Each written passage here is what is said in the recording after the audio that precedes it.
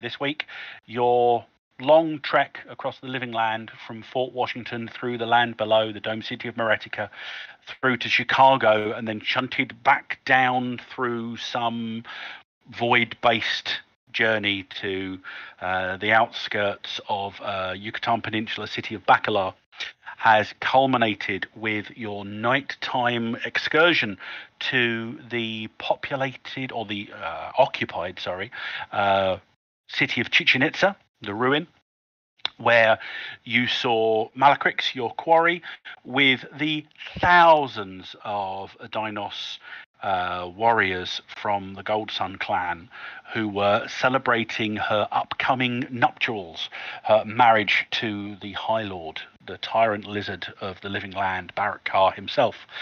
The aforementioned tyrant lizard made an appearance in a clap of thunder and a cloud of black energy. He literally appeared atop the Kukulkan pyramid where Malacrix was undertaking her ritual of entrapment and the usurpation of the power of the goddess of the Dinos, Lanala, with the Godbox that she stole back so many weeks ago from the Smithsonian Museum in Washington Plaza.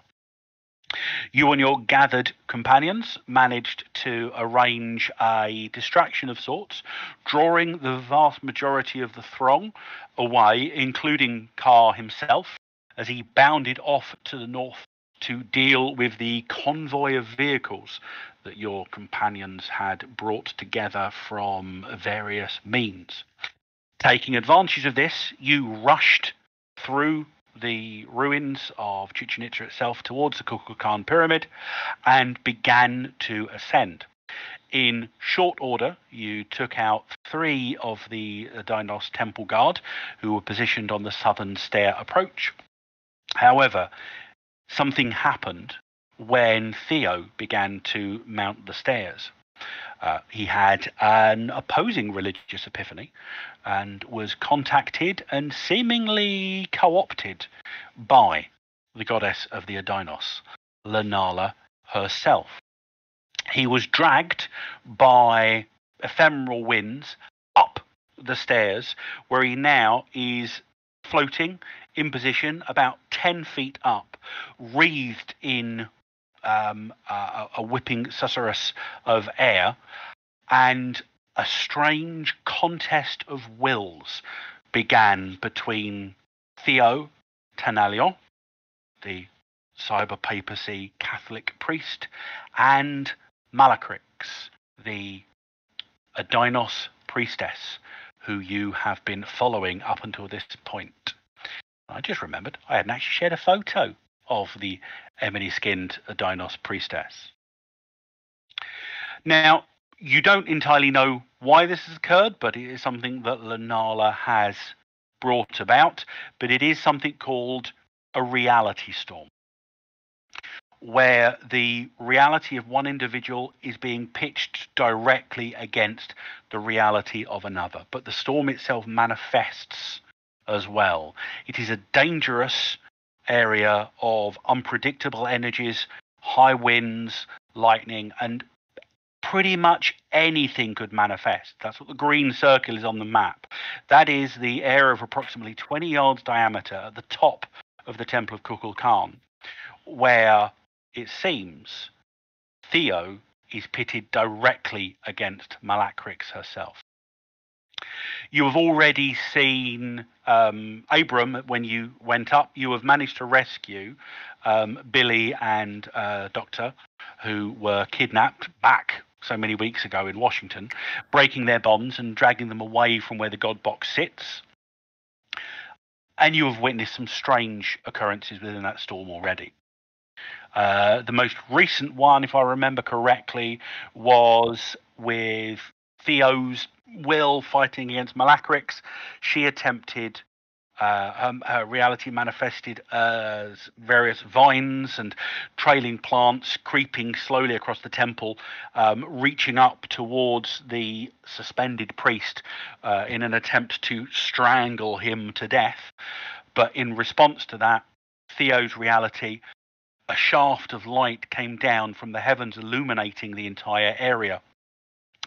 and manifested into a celestial archangel of the warrior kind, Michael, or one of the others of Theo's faith, but resplendent in holographic armor and armed with a sword, and a mighty flaming sword and a glowing shield.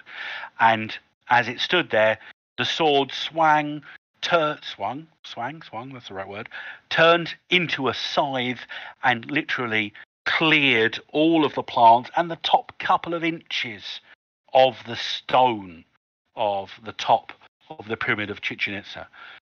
You were in a dramatic skill resolution.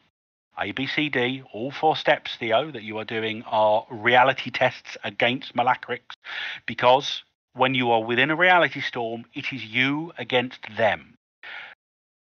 Unless there are very extenuating circumstances, nobody can intervene between the two of you. But that does not mean the rest of you don't have anything to do. Malacrix's remaining handmaidens, and still half dozen or so temple guards, are still atop the temple.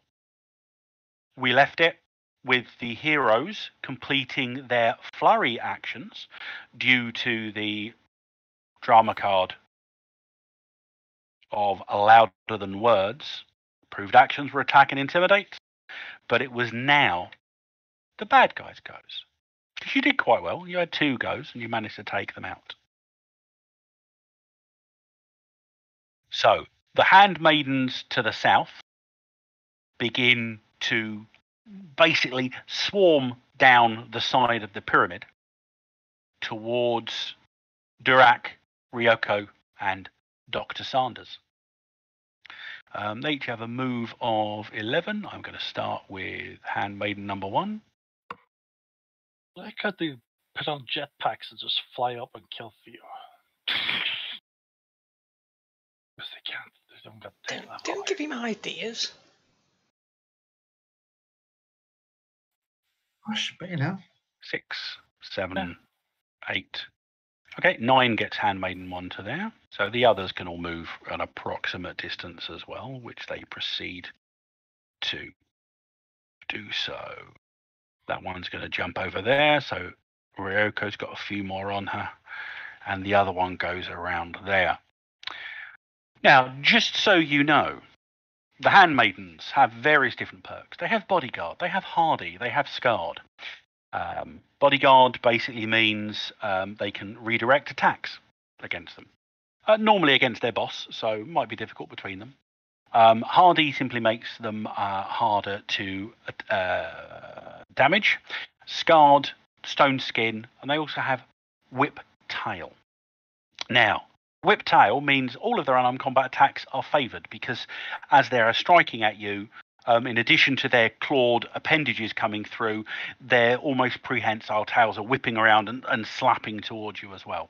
They are going to do simple attacks this round. They aren't going to do anything unusual or bizarre. They are armed with rocked shoot spears, though, so they're actually going to use those rather than their hand-to-hand at the moment. So melee weapons to begin with will go against Ryoko. Basically, there are 2 against Ryoko, 2 against Durak, and 1 against Dr. Dick. And I've only got 2 group possibilities left that they can all spend, just so you know. However, you don't know which ones. Why do they attack that frail old man rather than that big, threatening dwarf at the front there? Well, it's 2, 2, and 1, so they're still going after you. Okay. Let's say they respect age.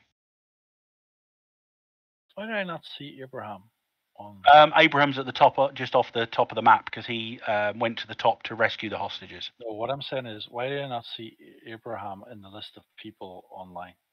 Because he hasn't opened his character.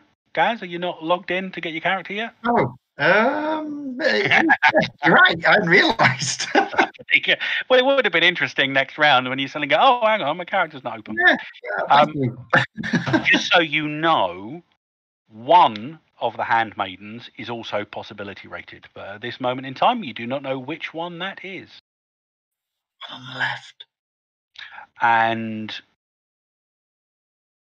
one of the temple guards is possibility rated as well. So I've got some tokens laid out in front of me. So number 2 and number 1 are going to attempt, they're going to do a many on one, so it's only the one action. So they're getting a +1 bonus against you, Ryoko. What is your melee weapons defense? Melee weapon defense is 14. Okay, so their melee weapons is also a 14, and they're getting a +1 for their melee weapons. And you know what? They're going to get into the swing of it, because attack is an approved action. They are going to all-out attack you this round. Does everyone remember the Living Land world law that's applying? Bonus dice damage if they. Yeah. Savagery. When attack is an approved action, all-out attacks gain +1 bonus die. Yay. They are definitely going to take advantage of that one. And if you remember, all-out attack, they get a +4 to their total, but they are going to be very vulnerable. So they are basically rolling off of a 19. Okay? Okay.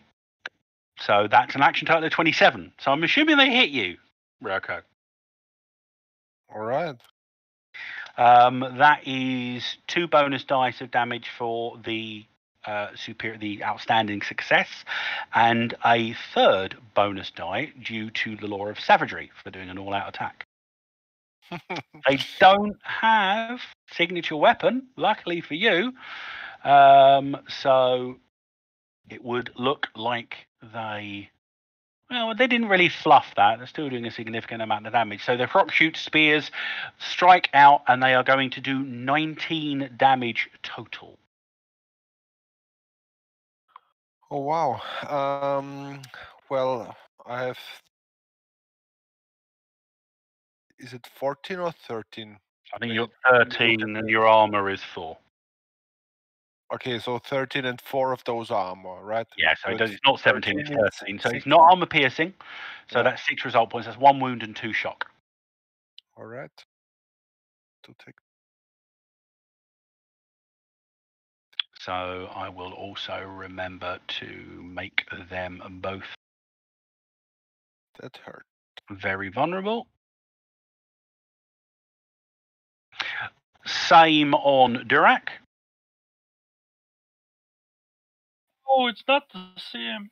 Slightly worse roll, but an action total of 17. What is your, well, in your case, unarmed combat, because you got your little 15. sticky. What is it, sorry? 15. I still didn't hear, I just got teen at the end. 1 5. 1 1 5. 5, 15. So just 12 damage. Sorry, 14, ignore me. Doesn't matter, because it's going to be 1 shock, I think, because that's less than your toughness, correct? This is 15. Yeah, so 1 shock. Basically, if something does 9 or less damage, you take nothing whatsoever. But they are also very vulnerable.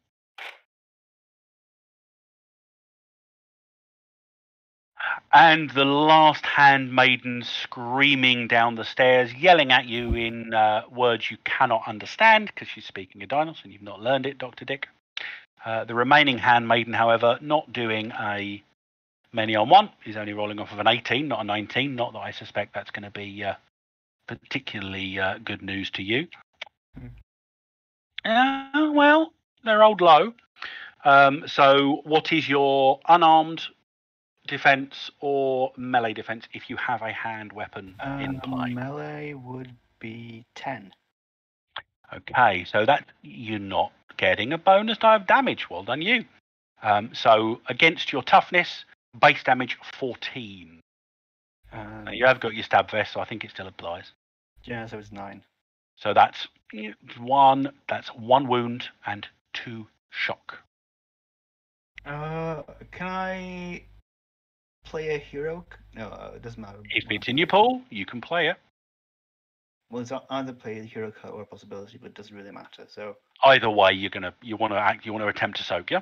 yeah. Okay, generate a reality skill check. 10 up. You will get rid of 1 wound and all the shock.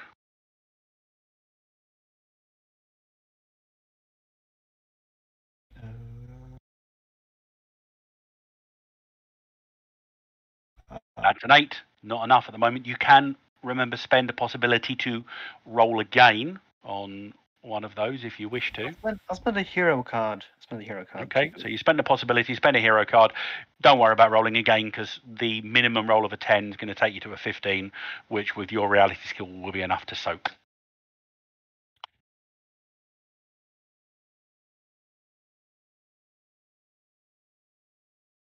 Meanwhile, off to the east of the pyramid,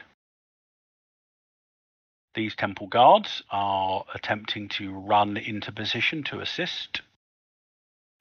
1, 2, 3, 4, 5, 6, 7, 8, 9, 10, 11 gets that guy to there, which means he's going to get to there. These guys they've run up to that point, but they're now, the two at the bottom are beginning to do the half move, bounding up onto the steps. They might move around, but they're not really sure what's going on the south side, so they're more at the moment attracted to what's going on at the top. Meanwhile, at the top, 2 things happen. Handmaiden number 3, seeing Abram over there, is going to have me find her skill. That was it.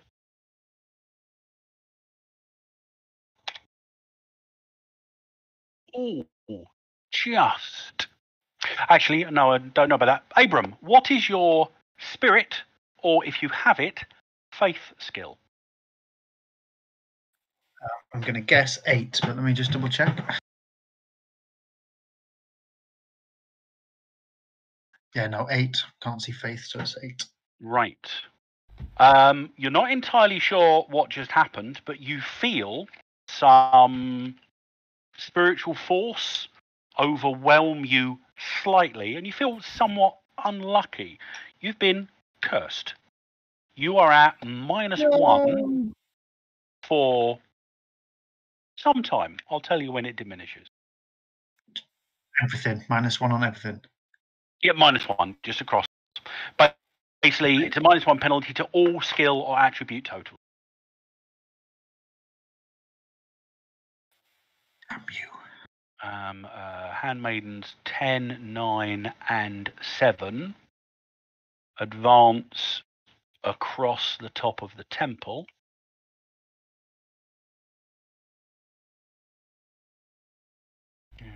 However, in the process,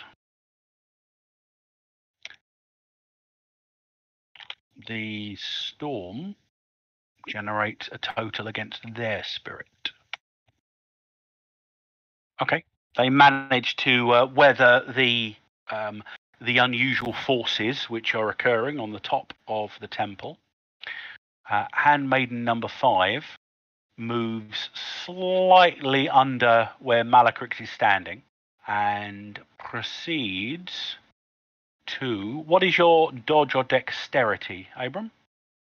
13. I'll just double check. Dodge, yeah, 13. Oh, that was better. Holy. Okay, again, she seems to move her hands in some ritual movement, prays rather ironically, unbeknownst to Abram, but she prays to the goddess Lanala, the very same goddess that they are attempting to encapture and enwrapped. But it would seem that the goddess is fickle, as most gods are at this point, and doesn't deny her situation. And the small amounts of vines, moss, and vegetation that adorn basically everything within this moss-covered ruin explode upwards in vine-like tendrils, sort of almost surrounding you in a jail, and then twist together, just entrapping you entirely. And with her good success, for the duration of her grasping vines effect, which is 3 rounds, you can't move at all. Oh, yeah. So you are held in place. Damn it. 3 rounds. 3 rounds. And when's thingy turning up? The 2.5. the barrack car may turn up in round 3. Oh, man. Damn it. And then the last bit is these guys. Yeah, they've got faith, so they'll have the same things, but they're not going to do that just yet. Just one thing, the handmaidens are female Adinos. They are obviously of the Gold Sun tribe, but they are adorned very similarly to Malacrix in gold weaponry, golden jewelry. They are armed with the eponymous rock shoot living spear that a lot of the Adinos you've encountered, and they all have turtle shields. The temple guards, on the other hand, are obviously male. They are massively muscular, quite heavily scarred as well. So they've obviously seen quite a lot, and they all are exhibiting calcification upon their outside skin, and they're going to move up towards you guys. Give me 2 seconds, though.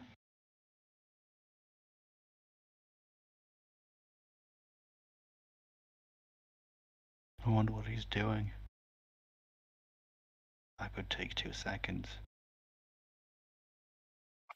Bringing out his Z-Rex or whatever it was called. Z-Rex.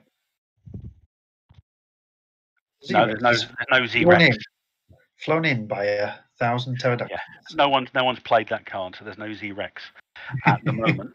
But these guys do indeed charge up the stairs. This guy, however, can't really get there this round. And 3 of them, again, armed with their rock shoot spears, stab at you. These guys, your hardy stone skin, they haven't got the weaponry on that one. They have a melee weapons of 14. They are also doing all-out attacks, all of them, so they're going to be very vulnerable after this. But that is going to give them a 18 or 20 to begin with. What 20 is to begin with? Yep, because they've got melee weapons of 14, plus 4 for the all-out attacks. Wow. I'll throw the very vulnerable on them to begin with. Man. And 3 combatants will give a bonus of +2. But you're only getting hit once rather than 3 times. That's how it works. Great. I'm so happy. So what is your unarmed combat defense? It's going to be -1, isn't it? Because of me thingy. I forgot that my dodge would be 12, which I forgot, which didn't make any difference to that, but I forgot. So it'll be 10. They're all a 3. So they still hit. So you're still taking 14 damage. They're not doing any bonus damage to you. Let me just double check that is the correct one for those guys. Rock shoot spear damage strength +2, 14. They're also armed with shields. So what's your toughness? No, that's -1, isn't it? 9. So that would be a wound and 2 shock. I will. I'm tempted just to take it. Well, spend the possibility you can get stuff back next round. Can we? Well, I'll play a seize the initiative, so I'll make the last card work again, and that means if you attack, which you can do 2 times, you can get a card. So there's a pretty big chance you'll get a card of that. Go on then. I'll do a possibility. Okay, so reality skill check. It's only a base that you need to get a 10. You've not got any Aurorian world laws in place. There's nothing else that's helping you. Put that in. I will remind you, however, that some world laws that might help you is if you are defeated, you get an up on the the defeat test because you're in the living land and things heal quickly in the living land. 10. Is that enough? That is Yeah. just. Remembering your -1 for the curse. Put the -1 in. I did put that in. Cool. Yes. Then you basically twist, jink backwards and forwards, and while it's not enough to essentially release you from the bonds of the grasping vines, it would seem that your opponents have done a good topiary job on what's actually holding you rather than actually hurting you in the instant. Combat round is over. Next combat round, I go to draw a new card, and then somebody says, Dr. Dick, your line? Stop! Seize initiative. Yep. And I pointlessly ask you, what would you like to do? Would you like to keep the existing card? The one that was last round, yeah? Yes. Yeah. The same one Does- now. Does Malacrix get a go? No, because her go is consumed within the storm. Oh, okay, so it's all one single thing. The storm. At this point. Okay. Because it's a dramatic resolution, it's slightly different. If it was a normal reality storm, because you don't need a goddess in a box to invoke these. If you've got certain perks, you can do them anyway, and then it's a back and forth. Just because this is dramatic resolution, you're up against the clock instead. This ABC you've got on the board, is that... That is that what for you've you? done. He's done. A and B have been done. No, I'm saying, is that Theo's or us? That's Theo. Theo's the only one doing the dramatic skill resolution. But obviously, you've got to keep options on the board to ensure that he can complete it. Get his own card, mister. Round 2, still louder than words. The raucous sound of the roaring wind, cracking peals of thunder coming from this tiny area, coupled with whatever the noise of the battle that's been going on between the Adinos and the convoy that you pulled together, it is making verbal communication all but impossible. Continues to do so. But you still have the upper hand. Attack and intimidation still the approved actions. You are on a flurry. So who's going first on your side?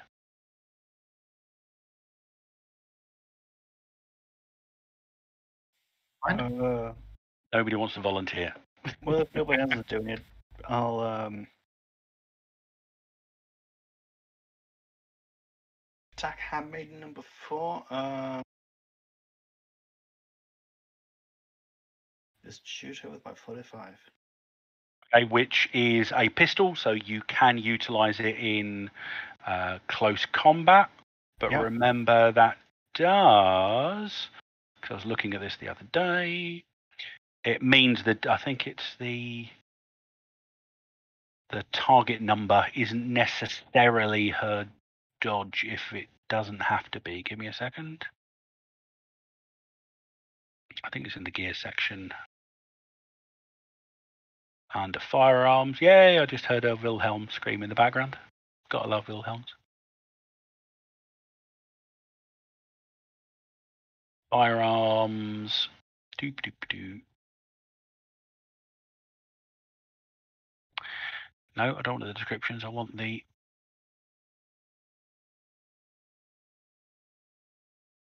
I've lost pistol. It's moot anyway. Most of their skills are exactly the same. So your difficulties are 8 because she is very vulnerable. Even though I didn't actually apply it to your one. Right.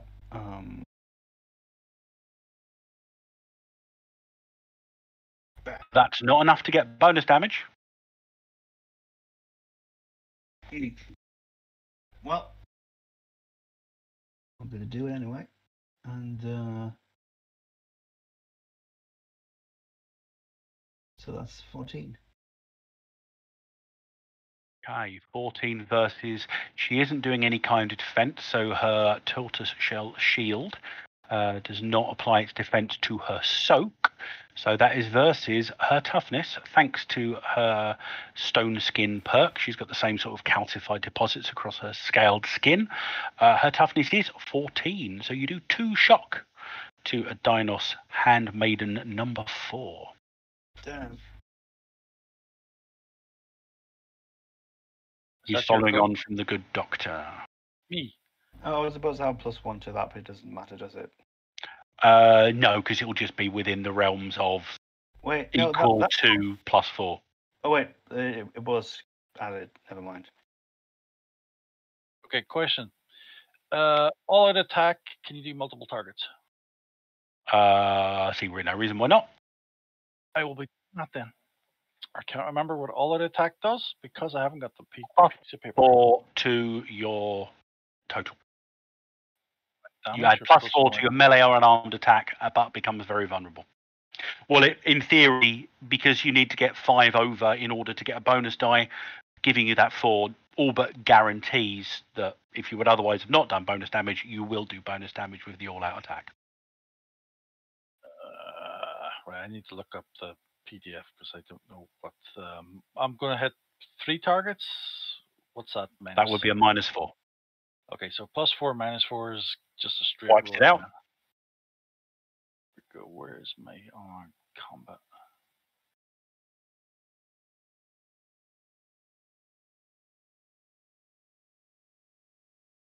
Where is it? Where is it? Yeah, double checking it. Firearms in melee, pistols only. The difficulty number is the defender's melee weapons or unarmed combat, rather than their dodge. So these guys, unarmed combat, because they are still very vulnerable, although their melee weapons is the actual one, is 10s. So you hit, you're not doing bonus damage. I'm going to use a bonus. Well, you are doing 1 because you did all-out attack. Yeah, but I'm going to use a You're doing possibility at least 1 to make it even better. I want to kill 3 people. That's 15 for the first part, and I'm correct in thinking, which ones are you going for? 8, 6, and 4, or 1, 8, and 6, or some other combination thereof? give this 1 second. Right, okay, I've typed it in. I was going for the ones in front of me, the ones around me. Okay, so 9 o'clock, 12 o'clock, and 3 o'clock. Yep, not 4. Okay. Okay, I'm rolling this dice now. She's not only behind you, but she's a step down, so she's beneath you. Everyone's beneath me in this group, I see. Oh, it's so hard to click the little thing. Okay, so that's a 22 versus her 10. That's an outstanding success. So that is 2 additional bonus die. Yay, 3 additional bonus die rail for them now. Fuck, that one was terrible. That's 14 plus my 16, which is 30. 30 damage AP2. Okay. That's on 3 of them. Let's just so 30 against their toughness of 14, although toughness of 12, because you've got AP2, is an 18, which is 3 wounds and 6 shock, which, as they have 2 wounds, is enough to eviscerate all 3. 1, 8, and 6. Beat that, Roroko. Well done. Bad. That was pretty Very good. Impressive. Yeah, all our attacks nice in this land. Don't forget your card. Yeah, I'm just trying to find the right one. I've lost the Cosm Just, card. just give me all the cards. Where's it gone? Okay, I'll have to reopen the table. Destiny deck. There we are. Okay, it's 50-50. There's only 2 cards left. You got Maelstrom. Okay.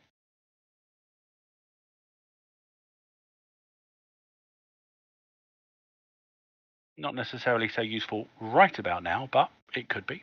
Who's following on from Durak? Yeah, it's me, Ryoko. Testing the dice. See if you can get better than last week. Yeah. doing the all-out attack +1 bonus die against the Handmaiden 2 next to me. Just to remind you, someone's got that statue of. But who's affected by that statue? We don't have the statue. I think it The drove off statue's on on the us. back of one of the With vans, the but it's got trucks, like a yeah. 5-kilometer radius. So it's core Earth mixed zone is going on, but you cannot tap it for possibilities at this range, unfortunately. So I used just melee weapon and +4 for the Yeah, all you out. +4 for the all-out attack. So I just up melee Put weapons 4 from- in there, or just put a 4 under the modifier stack and keep your melee weapons as it is, so you don't have to forget it. Good. It'll do it both ways. See, always beneath 10. But at least you hit. So a 17 is 10 over their melee weapons because of their own very vulnerable state. So that's 2 bonus dice, right? Yeah. Over and one Well, from one for being over and one for the all-out attack. Oh, you did do an attack, didn't you? Okay, you get the last remaining card in the deck. Whoa, Dr. Dick. I get a hero. Been holding out for one of them, yeah? Yeah.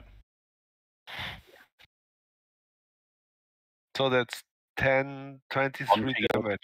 23 with armor piercing, I believe, on your katana, yes. correct? 23 versus a 12, that's 11. That's 2 wounds and 4 shock, but they have 2 wounds. So it's not enough to take her down completely. Unless... I spend a key. And what does your key point do? 1 shock, 2 damage. And you add 2 to the damage, doesn't it? I've just forgotten the numbers. That's I'm on a 12. 25. Then it's 25 armor piercing. So it's no, you'd need to go up to a 27 to make it 15. Okay, well, I could play an adrenaline card. Add 3 to dexterity. It doesn't add to your damage, I'm afraid. Okay. But that would that would give you a bonus die. Another bonus die. Yeah, so if you did that, Yeah, that then would take your 17 to a 20, which would make it an outstanding success, which would give you another bonus die of damage, which So you've I'm got going trademark to weapons, so you reroll. reroll. And that is enough to So do. that's 14, that's 27. Now Which armor is- piercing 2. Yeah, so 27 minus 12 is 15, 3 wounds, 6 shock. And maiden number 2, likewise, Sayonara. goes down. Well done, you lot. You two. Yeah, you're doing quite well down there. Meanwhile, Abram, I'm feeling a little exposed. Hemmed in? shall we say. I'm going to say to the girl, run, get out of here. okay, the doctor, which is not really a girl, she's a sort of a middle-aged medical professional, but in this circumstance, she does not hold your misogyny against you. Good. Phew, I've just rescued her. She better know. Yeah, I know. But you're a Victorian, you don't know any better. Nah, the lady, I'll probably call her. Right. Oh crap. I'm tempted to do something stupid, but we'll see. Remember, everyone that's already taken a turn to put a card from your hand into your pool if you haven't already. What's their strength? The Temple Guards each currently have a strength of 12. 12, right. So.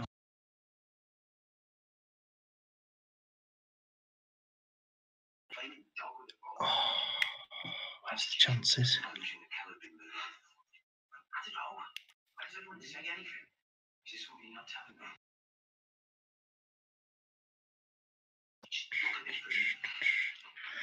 Damn it.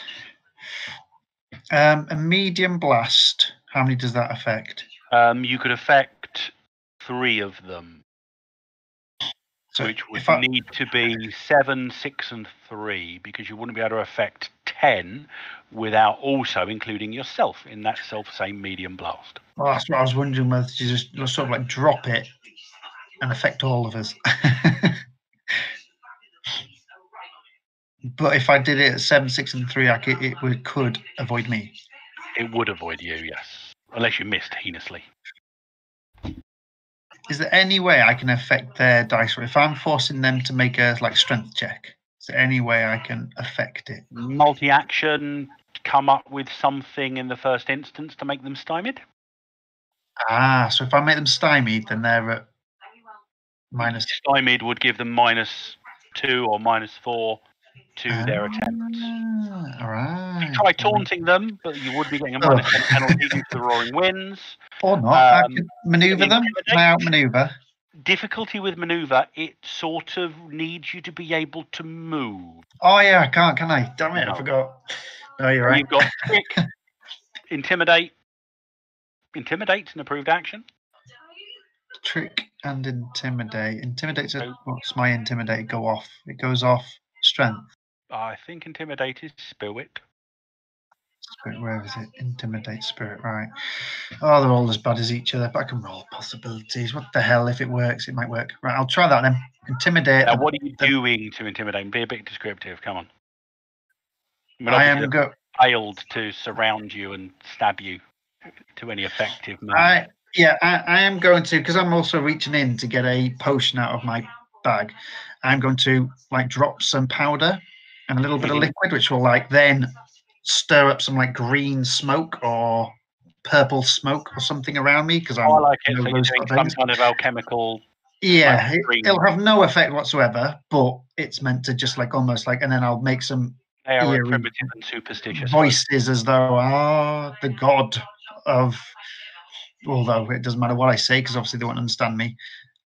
So let's just work out what you're doing. So you're going to try and do an intimidate on them to stymie them, and then you were going to throw your potion. Yes. So that's one action. 3. So the potion's only one action, so it's not a multi-action or multi-target for that. But of course. Intimidate's going to make it a multi-action. Okay, and if you're doing it if you're trying to intimidate all 3 of them, that's an additional. So bearing in mind, if you did that, you're doing this at a -6. Okay. Or -7. you have a flurry, so you could intimidate them this round and use the potion next round. I was going to then penalty. Oh yeah, but I was going to the flurry. I was going to then try and shoot anyone that was still standing, and use all my coup de grace to. So a -6 on whatever you're doing, and your -6 difficulty for intimidation is a 12 on each of them. I think that is. Sorry? It's an 8. Not going to work. It's an 8 on each of them because they're very vulnerable. Applies to their intimidate defenses as well. So right, I'm not. I'm going to do what you said. I'm going to just do the intimidate this round. So it's an 8. I'm trying to get. So it's just a -4 because you're trying against 3 targets. Right, -4 and -5 because of my shitiness. You're cursed. Yeah, there's not a cat in hell's chance I'm going to succeed at this. I need a good roll. Oh, don't forget cards and possibilities. I'm not the intimidating kind. Well, you're a monster hunter. Surely you should be. The person that stands in the background. Oh, not a bad roll. So start off. So you've got a 6 to begin with. Difficulties are 8, so you're not far off. Let's use my possibility. So when you're putting the detail in here, you can either put the -5 in the modifier stack and keep all your numbers as they were, or you can put in an 11 rather than whatever your skill is -5. It's up to you how you do it. As long as the numbers work either way. Yeah. I'll put -5 in the bottom left, I think. What's my... So your skill in the first bit and then 16 in the second. 8. Woo-woo. Please roll well. 12. So difficulties were 8. So have you got anything that could pump that by 1 point? Possibly a willpower card? Or... No. I've only got a drama card. Anyone else got anything they could trade? Anyone got a supporter? Anyone got a supporter? Do I have supporter? So what do you need? A You need supporter. 1 point to turn it into a very stymied from But a it's not in stymied. my pool. Damn it. Okay, not to worry. So you're going to make them all stymied, yeah? Yeah, so it'll be -2 to their roll. And more importantly, for doing a successful intimidate, you Okay, get good card. a card. Now, I'm not going to bother sorting the deck out. We're back up to it being completely filled. So if you do get duplicates, then so be it. We're not going to worry about that. Unfair. Theo, the strange energies of the reality storm, which you should actually be there at the edge of it. The strange energies of the storm whip around you. It's unlike, I mean, literally this is a storm like no other. That's what the actual scene is called, and it is a storm unlike you've ever held. Firstly, it's holding you fast. Blue and red energy are crackling around your body, and they're reflected in the light of the roiling storm cloud that occupies the sky above you. You can hear the sounds of the jungle and primitive feelings trying to usurp your being, and you are fighting back with every ounce of what makes you you at this moment in time. So, as before, this is a reality skill test. Your difficulties are your opponent's reality skill, which remains 18. Hey. Well done. Are you doing anything to enhance that? Remembering that a standard success drops your opponent's shock by 2. A good success drops your opponent's shock by 4 and drains them of the possibility. An outstanding success drops your opponent's shock by 6 and drains them of 2 possibilities. So far with Malacrix, you had done 6 shock to her already, and you had drained her of 2 possibilities. Her shock total is 14, just so you can keep track of that, and she started with 8 possibilities. Sorry, no, she started with 10 possibilities, drained her down to. I've not really. No, I'm fine. So I just want to pass the stages. Problem. Out. So I described the last 2. What aspect of your reality manifests? Could be anything. Doesn't have to be something religious either. Any aspect of the cyber papacy reality that you could describe as an attack or some means of overwhelming her temporarily. What's happening in this instance? What about cheeks? It'll be my crucifix shines forth divine light into her face. Oh, it does indeed do that. And in the light of the crucifix, the sort of in the light, it twists and merges as it's almost like, you know, when you shine lasers through smoke, but this is like holograms of various biblical parables are played out quickly, and it just, the light burns into her face and skin, and you are completing. If I can get the right size. A bit bigger than that, I think. Move you down thing. It's the best way I've got of representing you. Complete step C. Okay, back round to the beginning. You guys get another go because you are indeed in a flurry. Oh, and if I remember correctly, any approved action is, say, any attempt to do a dramatic skill resolution is an improved action. So you get an action card 15, Theo. Don't forget to play a card from your hand into your pool. Do you reckon we could just want to charge ahead? Oh. I think direction of BRB. I suppose anyone can reach me. I'll throw my potion. Let's get that done. Okay. Now, So You are still cursed, but you're not vulnerable or anything else. So your difficulties, because they are still, although it's a DC 10, isn't it, to attack at ground? So unless your potion says otherwise. No. If I wanted to throw my potion, but then shoot as well. 2 actions. So they'd both be at -2. Same bonus number. Yeah, I don't know how many I want to shoot. I also want to see how effective the potion is before I then shoot. Well, unfortunately, you have to. So I have to decide now ahead of time. I need to do So I'll do 1 shot and I'll use me exploding one, and it can hit those 2. Or I could swing it around and hit those 2. We'll try. So I'll do. So it's -2, -3 because of my. So I'll do 1 shot, but it's me exploding bullet. Okay. So at the moment, you're doing firearms. So well, they're in melee combat. Although you're firing slightly further away, so it's not really the same. So yeah, I'm going to go with their dodge rather than their melee weapons in this instance. So currently, your targets are an 8 because of their very vulnerableness. Right. So I use fire combat for me gun, but something else, don't I? Missile weapon. No, I think it's missile. Well, what for you throwing the potion? Yeah. Yeah. Is that right? So just generate 1 bonus number, and we'll do the working out separately. Second round of flurry. Son of a gun. Tell you what. Oh, hang on. Not a particularly good roll to begin with. I'll roll again. I will do. No, I'm going to do second chance first. Okay. Needs to be half decent at least.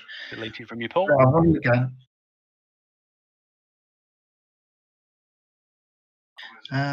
So I'll roll melee. I'll roll missile weapons. It's just +2 for me. Fire combat then. 2 So points. we just add 2.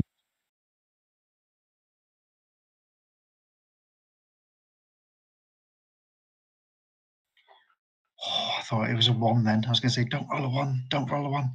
I will now use my drama card. Okay. This is shockingly good.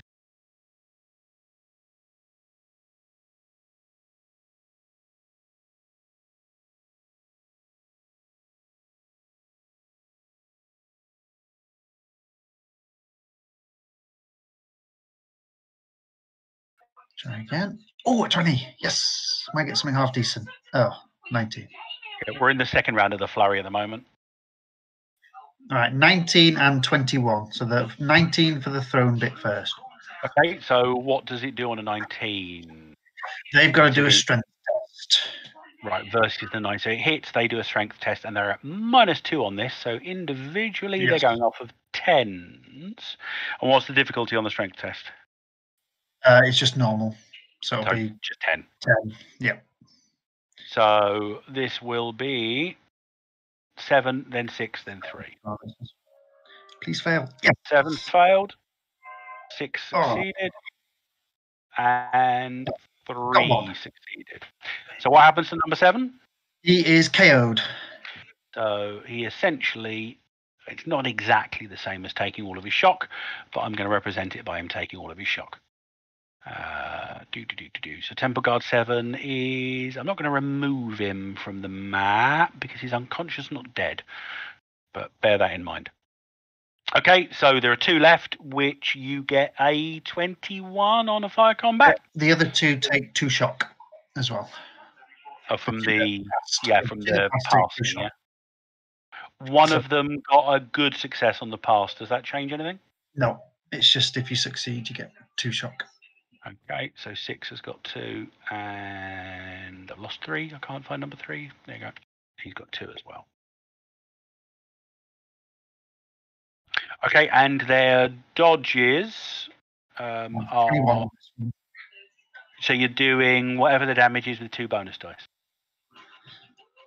What's their dodge? 2 bonus dice, did you say? Because their dodges are reduced by 4 because of their. Actually, no, one of them is because he didn't. Temple Guard number 3 didn't. So it's a bit complicated. Temple Guard number 6 got an 8. Temple Guard number 3's got a 12. So your 21 does. So roll 1 bonus die to begin with, and that will be what applies to number 3. Then we roll a second bonus die and add both of them to number 6. Okay, so 25 to the second one and 20 to the first one. To start off with. It may be more, yeah? number 3 takes a wound and 2 shock. Enough, will it? Not enough to kill him. I'll do a coup de grace. Okay, well, if you get at least a 5 on the coup de grace, it might be enough to kill him. It certainly would have been enough. It's enough to kill the other guy. I'll do another coup de grace.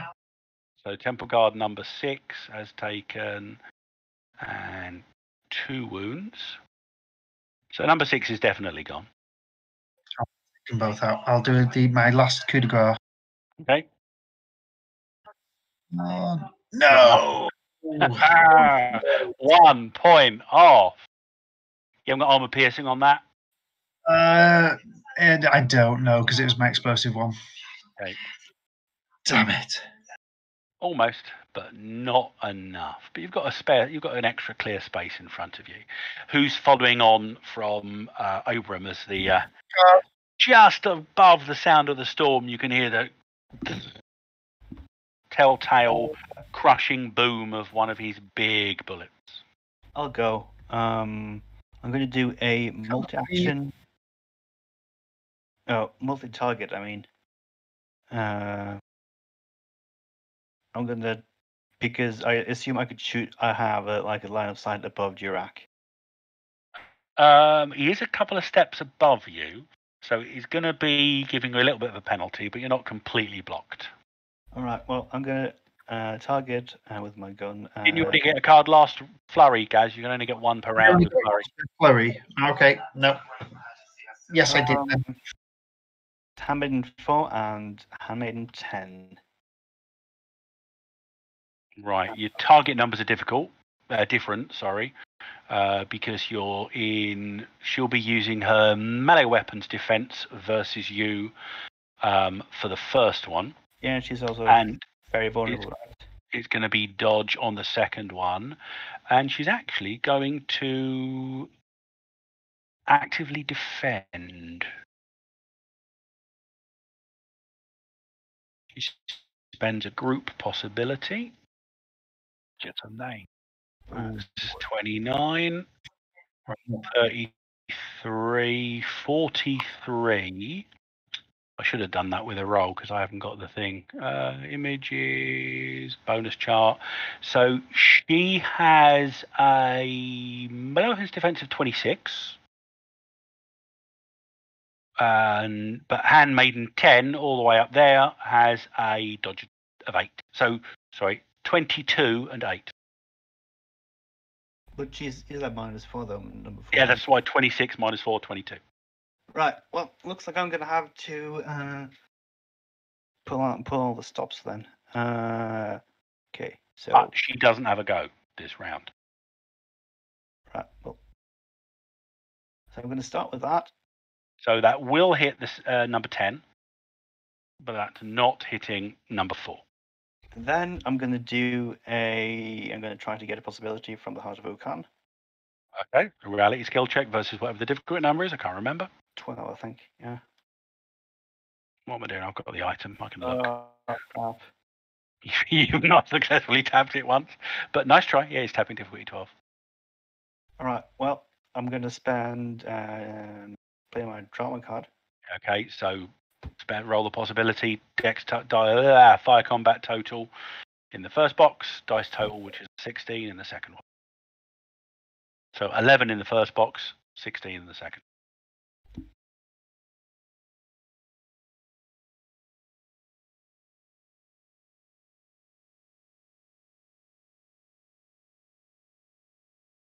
Okay, so you're currently 2 away from hitting both of them.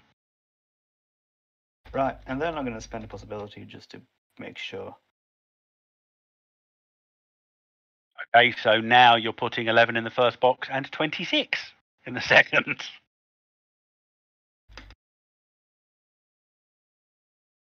Just. However, it's just versus 1. So you essentially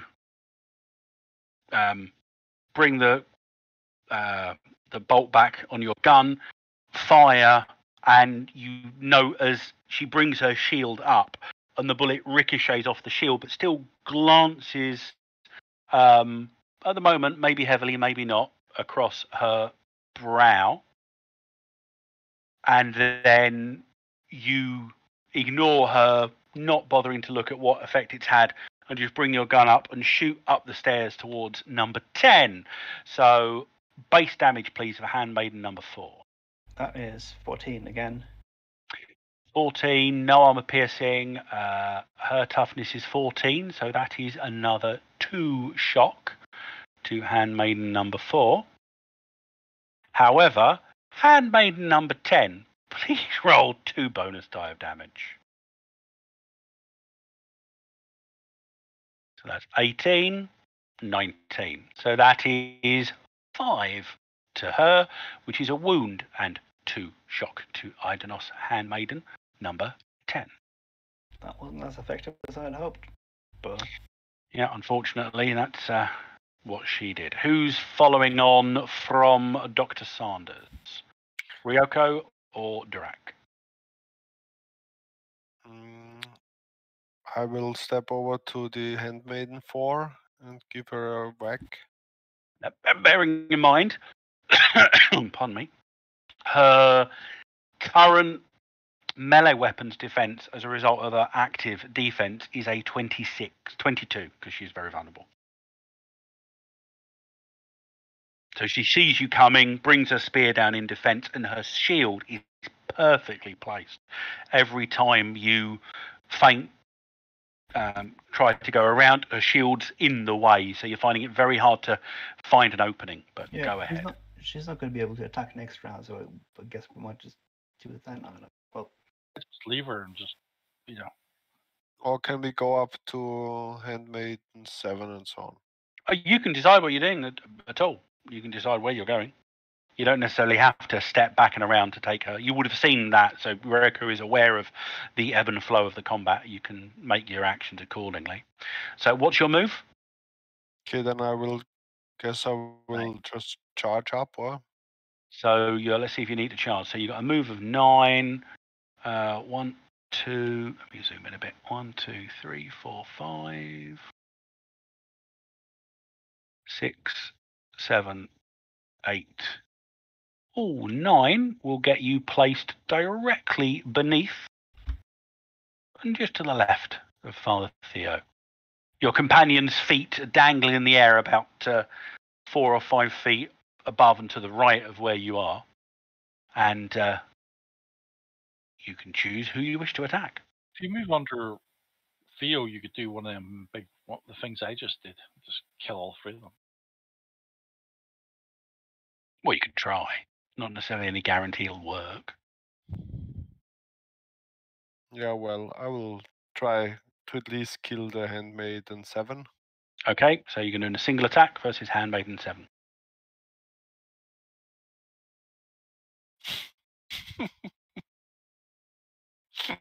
Don't know what it is, but it's just not happening for you, is it? Yeah, their melee weapons defenses are 14s at the moment. what are the Handmaiden's shock resistance? I use a possibility. What is their shock? Yeah. They're 11s. Is their total shock. Damn. So Actually, I just made a mistake. Handmaiden number 4 only took 1 shock off of you because she did an all-out defense or an active defense. Her shield's defense adds to her toughness. So versus your shot, toughness was actually a 16, but you still did 1 shock. Sure.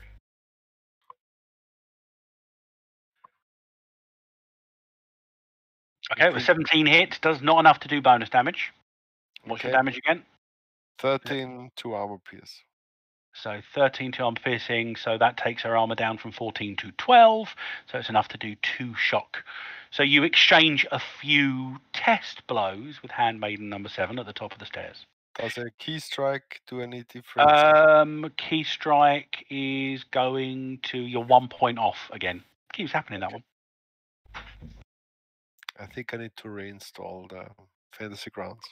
Oh, to get the dice working again. Yeah, RNGesus is not with me. No, not at all. Dirac. Yep, I'm just looking up something. Fine, we'll skip your go then. Yeah, no, we'll wait. All out attack, is it can you move? Yeah. Okay. I mean, well, the other thing, what is your move? What is your dex? Move is it. Right, so you're 1 away from getting there in a single move. So you're going to have to run, even though it's only 1 extra square. So that will essentially add another multi-action penalty to what you're doing. He had 9 to move, and he got there, and I've got 8 now. It's 1 square higher than him. You were 1 square away from him, aren't you? Let me just double check. That was my bad. 1, 2, 3, 4, 5, 6, 7. No, you can get plonk. I want to be underneath you yet. Cup of stress. No, I'm going to do all an attack against all 3 again. So that's 4 minus 4. Correct. Good. Here we go. Possibly not. That was a 14, wasn't it? 14 on the dice.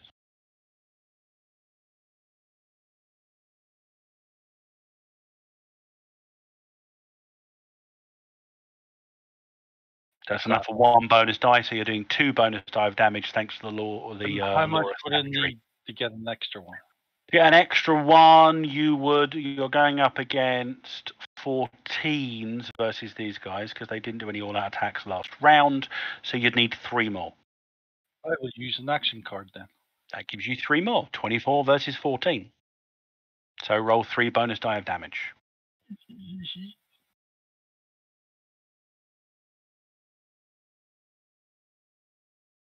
9 plus, 25. Oh, it's only 25 this time. 25 AP too. 2 wounds, 4 shock versus all 3 of them. So that's 7, 9, and 10.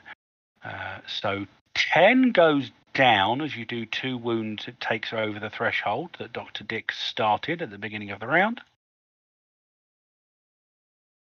9 and 7 each take 4 shock and 2 wounds. I've moved my new card over to my pool. Yep, don't forget cards into pools and everything else. Theo, you can't do step D. Oh. However, only thing you can do is still to generate a reality skill total. It just won't progress the dramatic skill resolution, is all. Do that last ditch effort or whatever. You could do last ditch effort if you wanted to. But you're only in round 2, so it's up to you to balance versus that. There we go. Do it before we. So you did another 2 shock to her, but not enough to. It seems that the Catholic imagery, and this time, it's not just religious imagery that breaks through. It's the sheer unadulterated Frenchness. On top of everything else, it's your nation as well as your faith. It's liberty, égalité, fraternité. Strings of garlic. Well, I was thinking more about iconic scenes than stereotypes, but French bread. She does not get buried in brie. Oh, okay. Essentially, from beneath her, phantoms begin to form of sort of French Revolution figures waving the flags, and at the last moment, as you just begin to force your will upon her, about her, a phantom guillotine forms and slams down, the phantom blade cutting straight through her torso. Doesn't cut her in half, but she is obviously flagging at this point. No, actually, it's their go now, isn't it? Let's get it right. I was about to change the combat cards. So, back down with Dr. Dick. A Dinos handmaiden doesn't get a go. The temple guards over this side.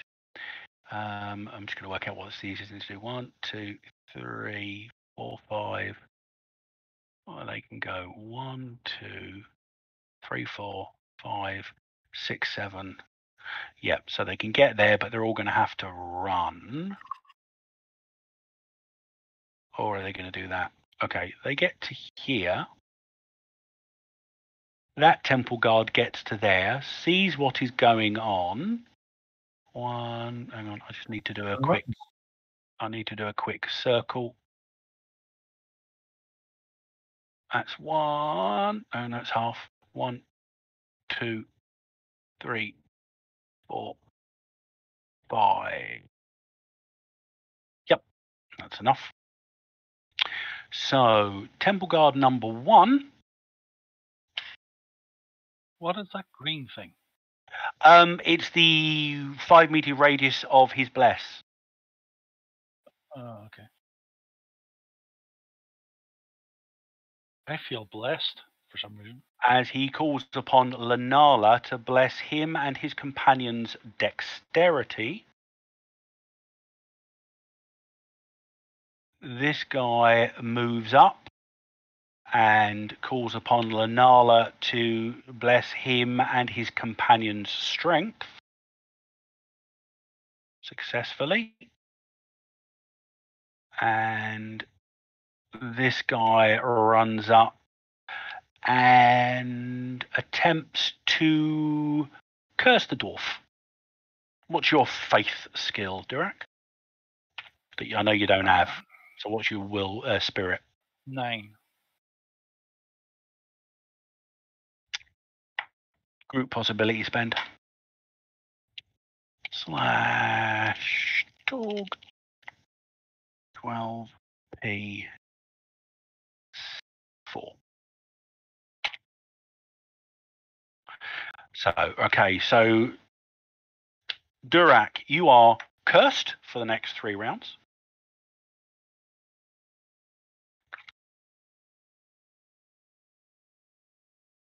Yeah, I could have stopped that, but then I thought to myself, other people would start crying.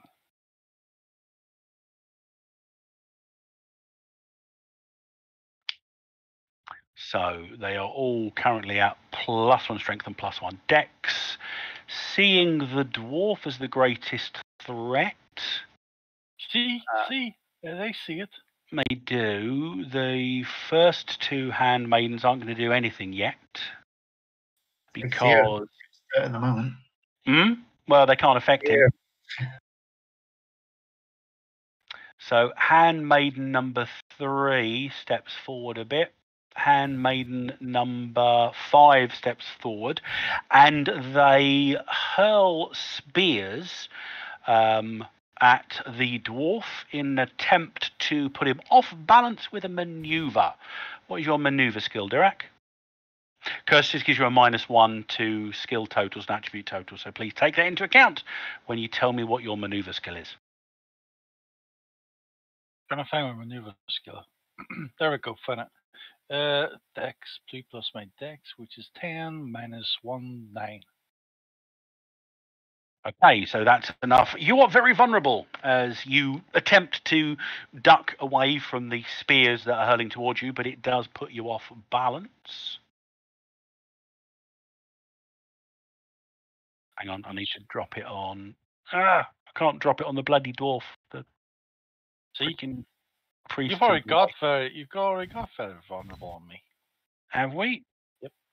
Oh, there you go. Well, it's on there from before. I should have taken it off. I can remove the ones from the temple guards as well now because they haven't got these things anymore.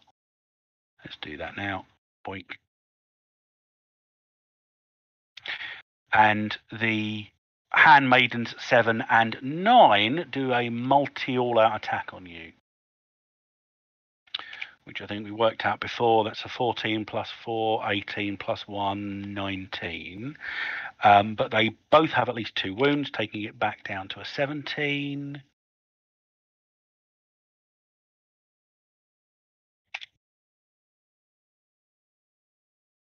Luckily, it's not a disconnect for them, See. but there's nothing you can do about a 1. So, still a failure. 1's always a failure, but not a disconnect. So, all that build up didn't really help them, but you are still very vulnerable. Temple Guard 10, 7, and 3 over with Abram, however. Stepping forward and pressing their attacks with, again, all-out attack options on you, Abram. In fact, one of them is going to attempt to put you off balance with a similar maneuver. So what is your maneuver defense, please? One of them's KO'd, remember?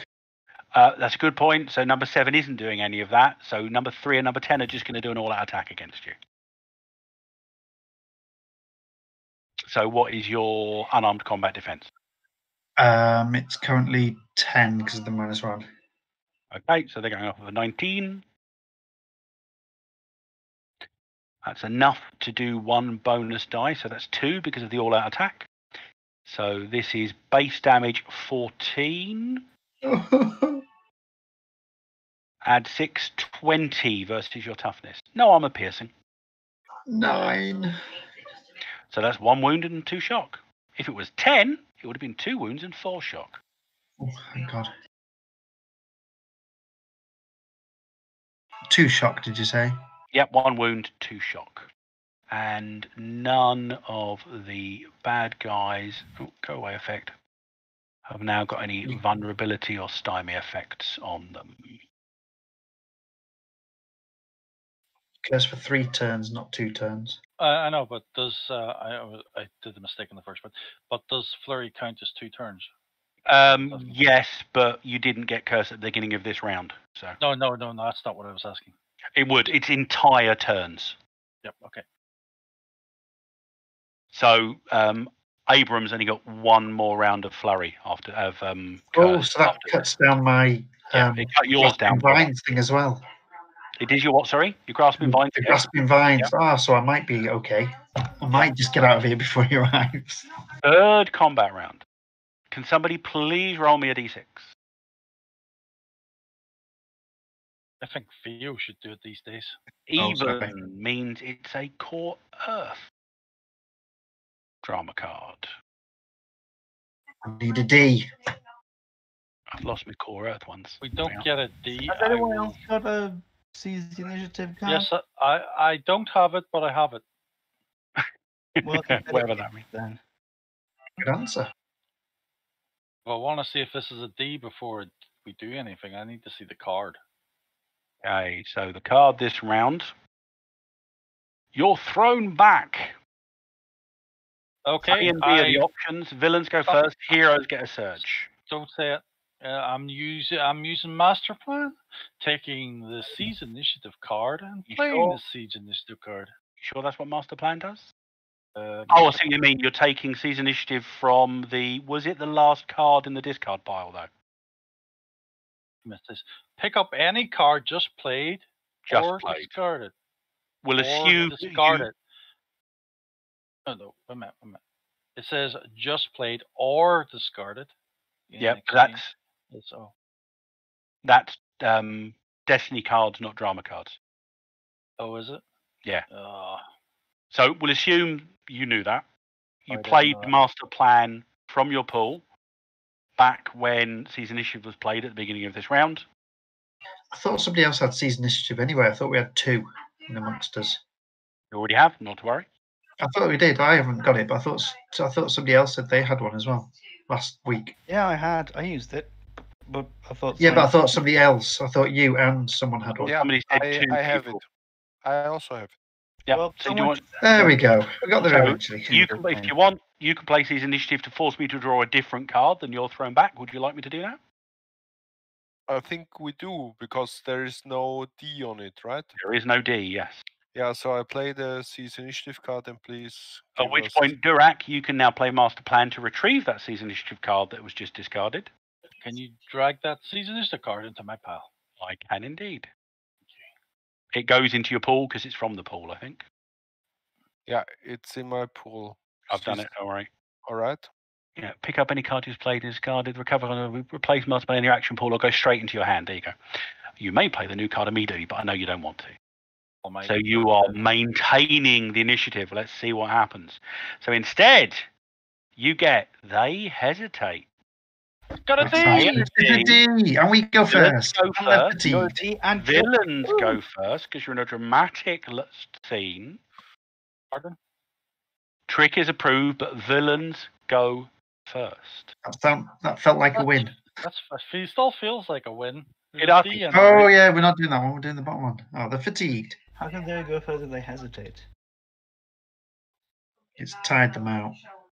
It's tired them out. They're double-checking. sitting there going, why am I here? What's fatigue do, by the way? Does anyone remember? Is that all? 2 shock unless you're wearing armor that is fatiguing, and then it's good 3 against shock. them, though. Maybe it kills the handmaidens. So, well, it might do. Temple Guard number 7 goes further into shock. Temple Guard number 5, Temple Guard number 3, Temple Guard number 2, Temple Guard number 10, Temple Guard number 1. Handmaiden 4 is quite bad. Or Handmaiden 7 is on 8 shock. Handmaiden number 5 is on 2 shock. Handmaiden number 4 is on 5 shock. Handmaiden number 1. And Malacrix is on 12 shock out of 14. Oh, yes. You can do this, Theo. You can do this. So, however, that being said, they go first. So, Theo, I'm going to move you back a bit. You are above the dwarf. Okay? You're floating high in the air. The 3 temple guards over here move in. I'm going to play a card, John. What are you playing? Maelstrom 60. Okay. Now, what that means is this round, in fact, it's not just this round. I think it's until the end of Durak's next turn. A couple of minutes. You cannot spend possibilities. Don't have any. But neither do they. Don't have any. It's fine. What about things that give you other things that keep? You can use hero cards because they're spent as they're not actually possibilities. You can spend drama cards. You cannot use abilities from reality, eternity shards, darkness devices, or travel via dim thread. Although you don't know what that is, but you can't do that either. Haven't you already traveled with dim thread? It was No, the tree was a dim thread tree, but it's not actually a dim thread. There's a difference between it. It doesn't really matter. But anyway, Semantics. Temple Guards 2, 3, and 5 are dogpiling the dwarf.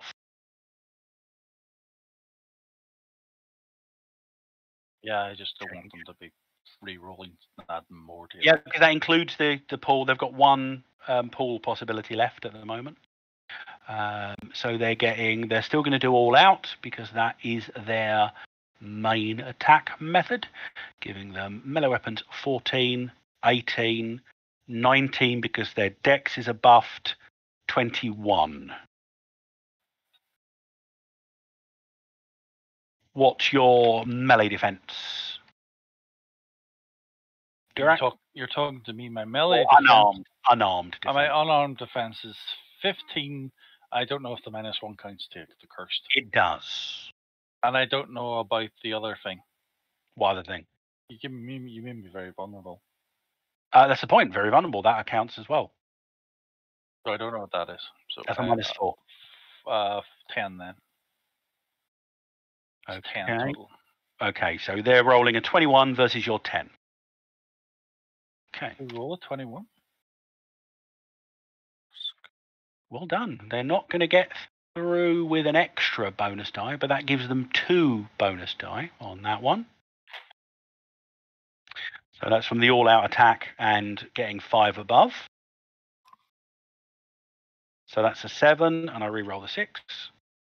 That's 12, and I re-roll the 6. God, that's so cruel. That's oh, God. 17, and I re-roll the 6. Jesus. 18, so that's a 32. You know, I've 3. only got toughness 15. I don't know if the minus curse is on that. It doesn't apply to your toughness, but yeah. So just Doesn't it? double check that. I've been taking one off my It toughness. wouldn't have affected you.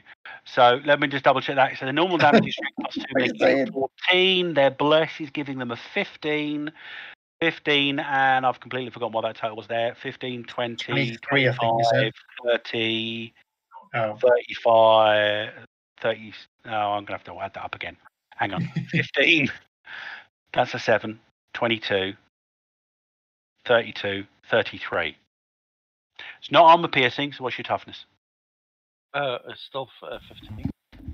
Okay, so that's 17. So that's 3 wounds and 6 shock. I'm at 0 wounds and 2 shock left. So they come over, and just the sheer weight of their attack, you feel your armor cracking under the strain, and you feel the telltale sharp pains of, yep, that got through. Yep, so did that. Oh, so did that. You're not feeling good. The 2 handmaidens Wait. are... Oh. Is there a code? Nope. Not yet. I need 1 more wound and then I'll be gone. 1 more wound or 3 more shock. So how many wounds you got 0. left? 0? Yeah, so 1 more wound Durak is defeated, not KO'd, defeated. 2 or 3 more shock and he's KO'd. All right. Our medic's up in the sky showing off his underwear. And the 2 handmaidens are going to attempt to repeat that on Ryoko, who is not currently under any negative effects. So handmaidens 5 and 3 move over to where the Godbox is and use a similar tactic as they used on the dwarf by attempting to put off balance with thrown missiles and a maneuver test. So Ryoko, what is your defensive? What is your maneuver skill? It doesn't matter if it's defensive or not. It's your Maneuver maneuver is 3, so that's 12. onto your dex. That's 12. Okay, they're off of the 13. They're going to make you vulnerable. Only 1 step vulnerable, so you're only getting a -2.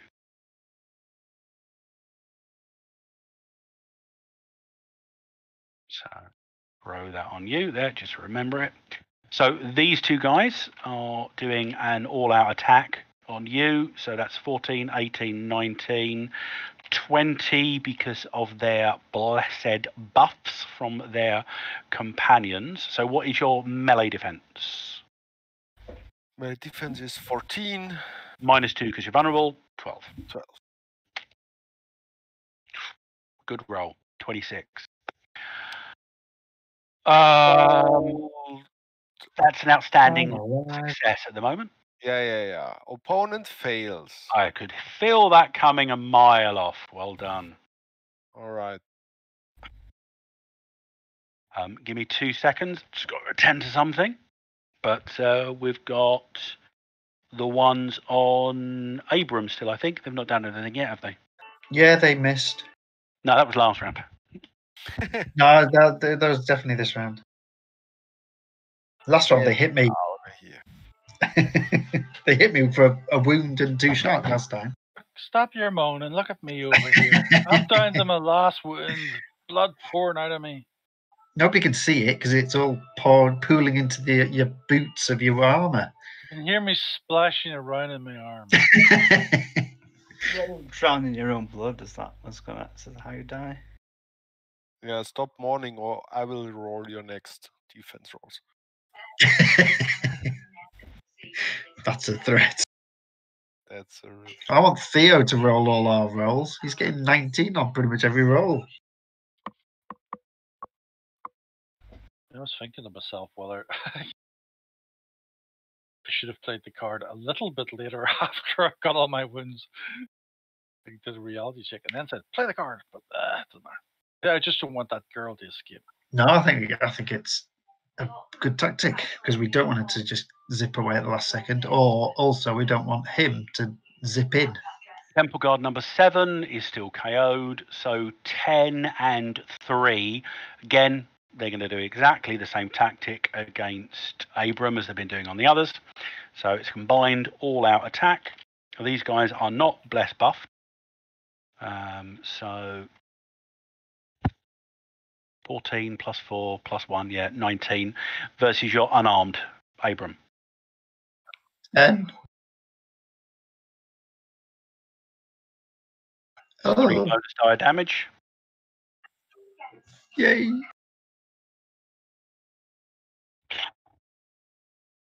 11. Question for you. What's a hitting potion? 12. 17. I feel an opponent's fails is to be rolled again. Jeez, I'll let you see what you get though. 24. Strictly speaking, you shouldn't do it before the damage, but I'm fine. If it's Okay. if they're going to fail, they're going to fail. No, that's fine. So that would be What was it then? 36. Oh, that would so take me out. Go on, 36 against my toughness of 10. That's So 5 wounds. 26 over. 5 Oh. wounds and 10 shock. So that would be the biggest damage that's been rolled against you thus far. Wow. But you say I can feel an opponent fails coming on. Yeah, definitely. John, we want you to get new dice. I think your dice are fake. 6s are ridiculous this evening. But imagine what it would be like if they had trademark weapon. But anyway, something. If only. God, At the last wish they- second, one of the great stones that comprises the top of the temple, giving up its last attempts, the vines that have come through it, the weight that's being applied to it, the pounding it's getting from the reality storm, it all becomes too much for it. And at the last moment, it shifts.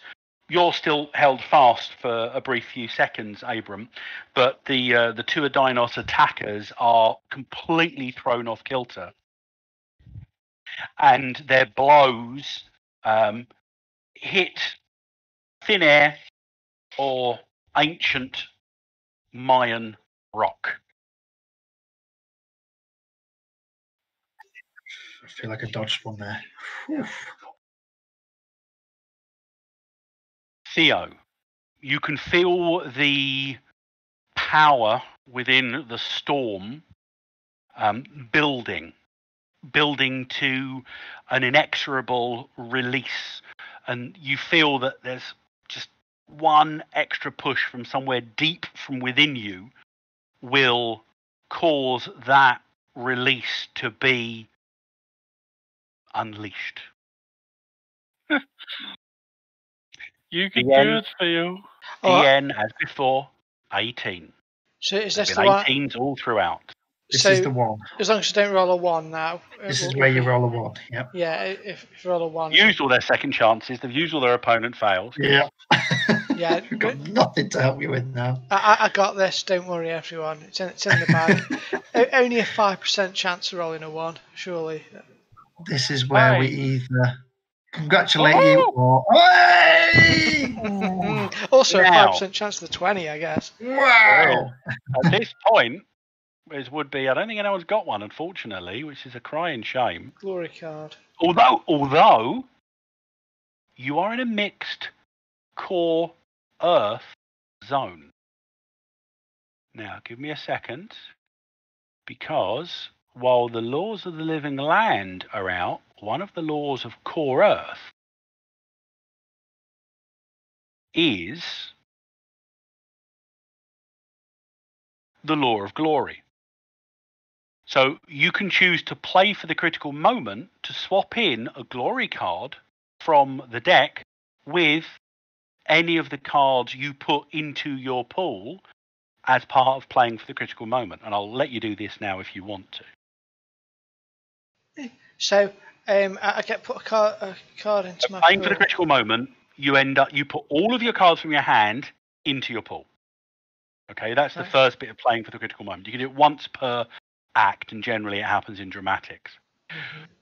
The law of glory at core Earth also means you can swap in a glory card for any card in your pool from the deck. So essentially, you can choose to play anything as a glory card. Okay. So, And the idea here is that you want to see if you can get. I mean, you've got a 35 at the moment. If you can get a 60, and obviously at this point as well, other people could go, well, I've got this. If someone else has got like you've got your possibility. If someone else has got a drama or a hero card they want to swap out, you could discuss that as well. so Yeah, I've got a drama card, but Dr. Dick wanted to use it for himself. okay. How rude! Not like your home Play for the reality. team. Hey. Oh, Dr. Dick, your true colours have come out here now. Can I play multiple action cards?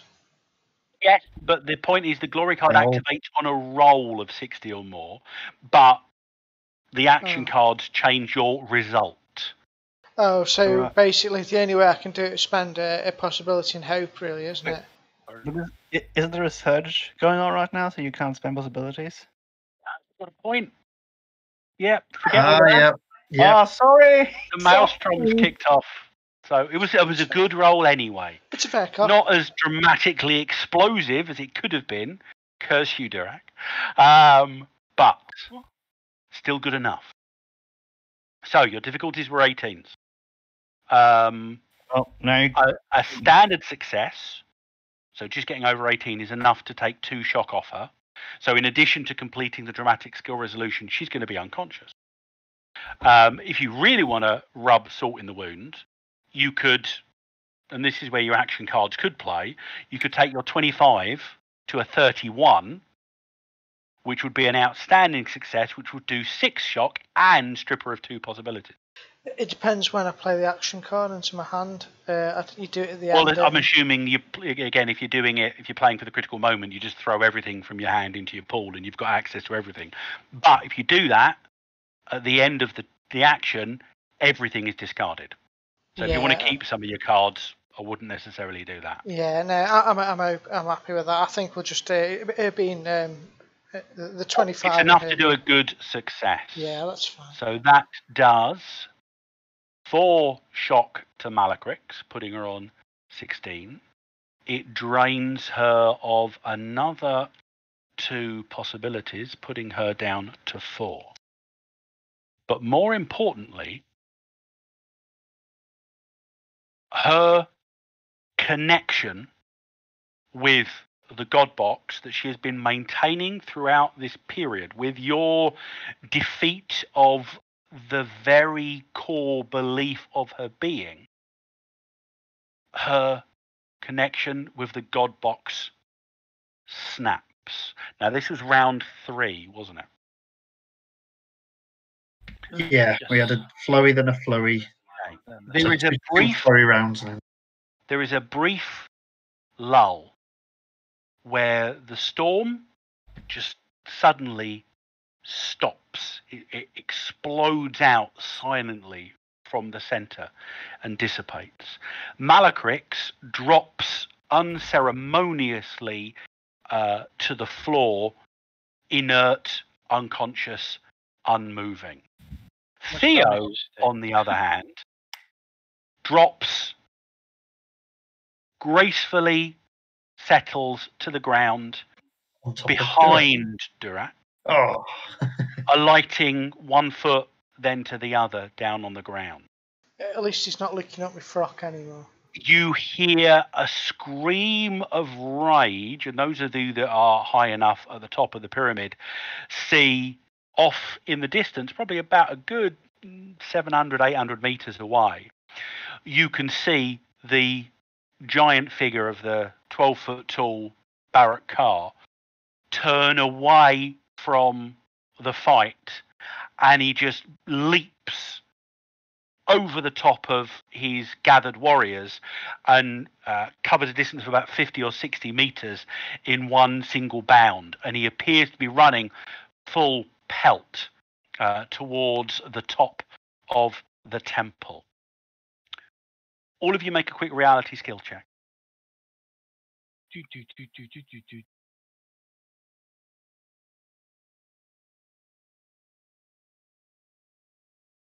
Wait, why is that? You got a really crappy dice roll, that's why. Oh, I thought mine came up as a 3 then. Right. Dr. Dick, Yep. lose a possibility. Oh. As the rest of you manage to hold on to your reserves, when it's almost like an energy vacuum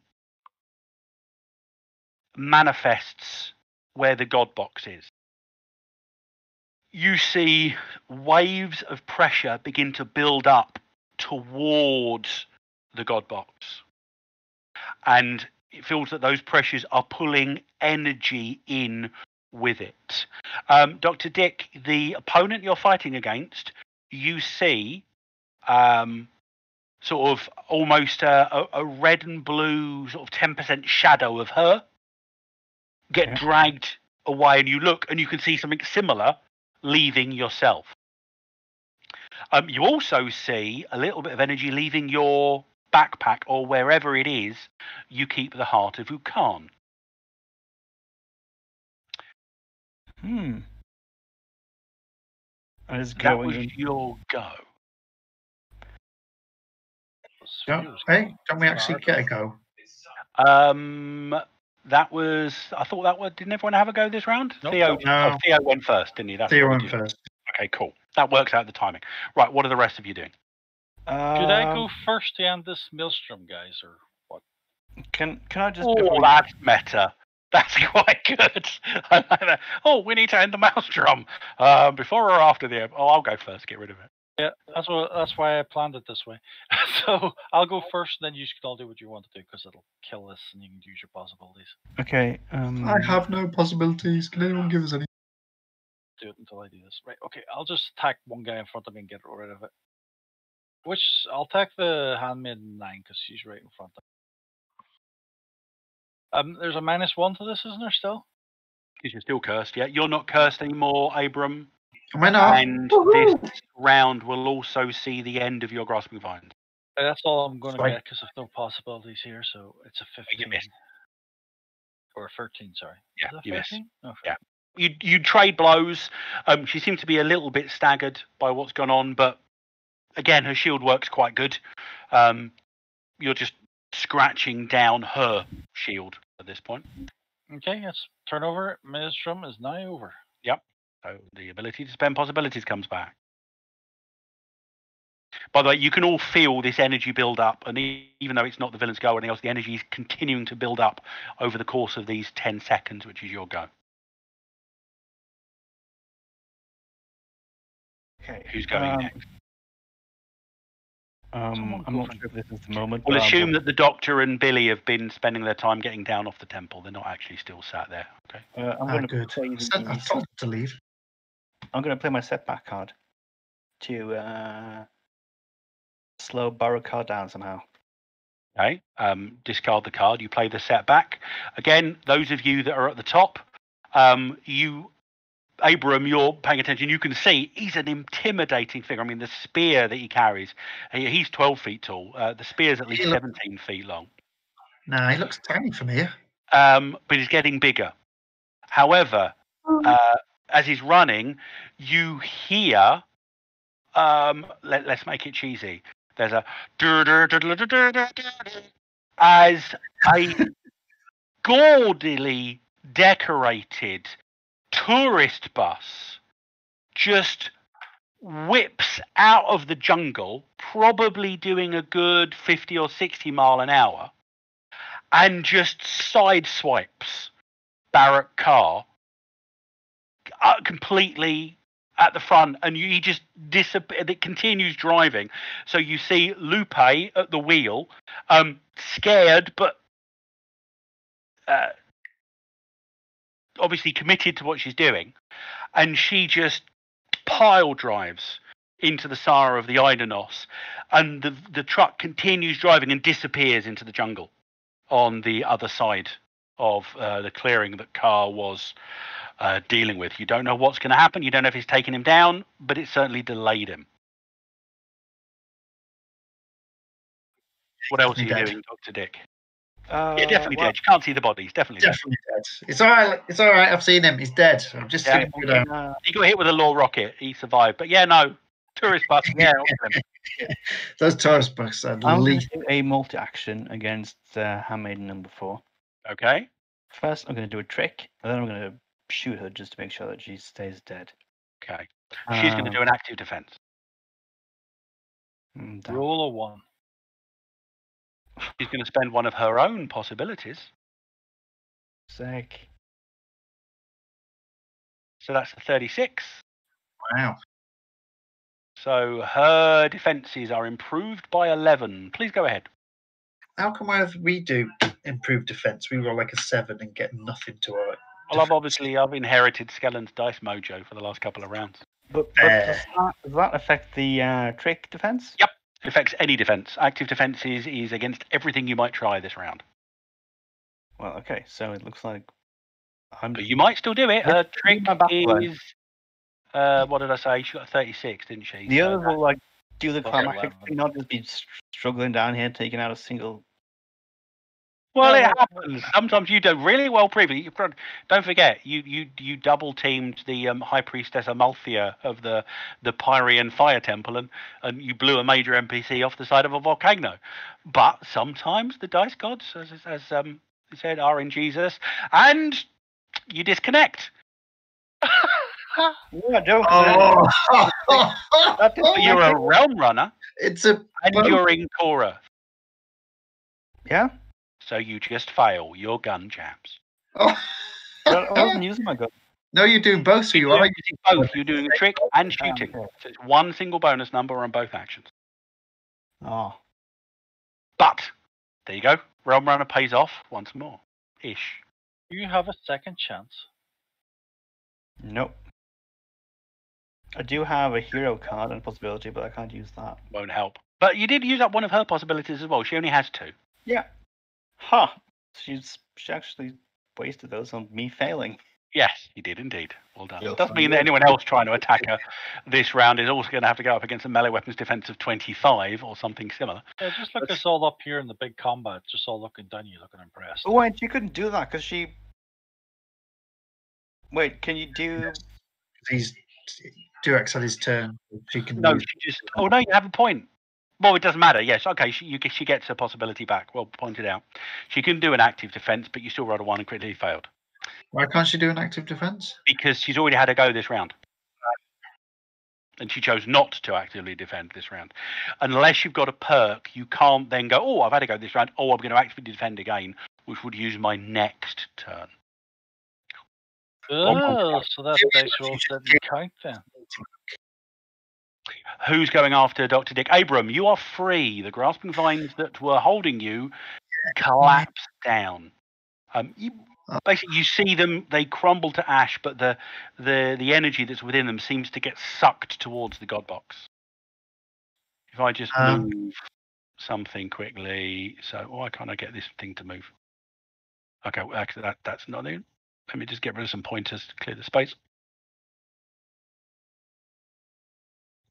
So just to let you know that the epicenter of what's going on appears to be round about there. What are you doing, Abram? So if I want to move away from them, what happens? You can disengage quite happily, but you are making yourself vulnerable by doing so. So if one of them follows up with an attack, they'll have an easier time of hitting you.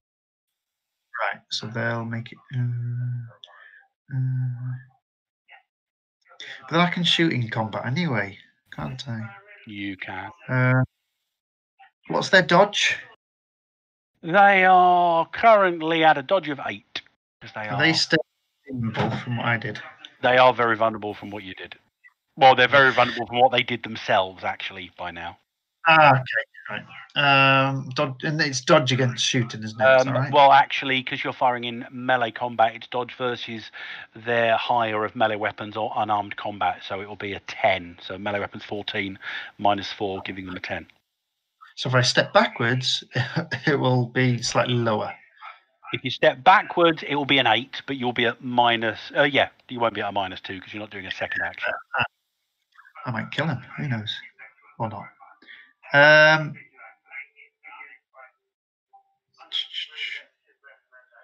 Where are we? Yeah, I'll sort of like just drop backwards, so I sort of like drop down out of view, not out of view, because obviously I presume Yep. it's not a full height. Well, it's about a metre and a half, so you're still stood. Your head is still higher than the top level of the pyramid. Check what bullets I've got left. Okay, we've still got one explosive. Go on, let's do an explosive against them, see if we can do something.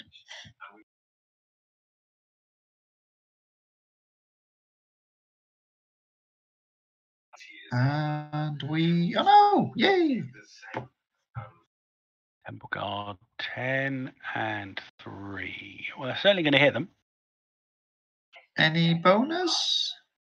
With a 20 versus their 8, that's 2. That's 2 dice. That's outstanding. I forgot it was that. 6, so 21 damage. 21 damage is enough to do an additional wound, which they've already got a couple, so they each go down. Anyone else not yet gone this round? Ryoko, I think you've still got to go, haven't you? Yeah, I'm still up.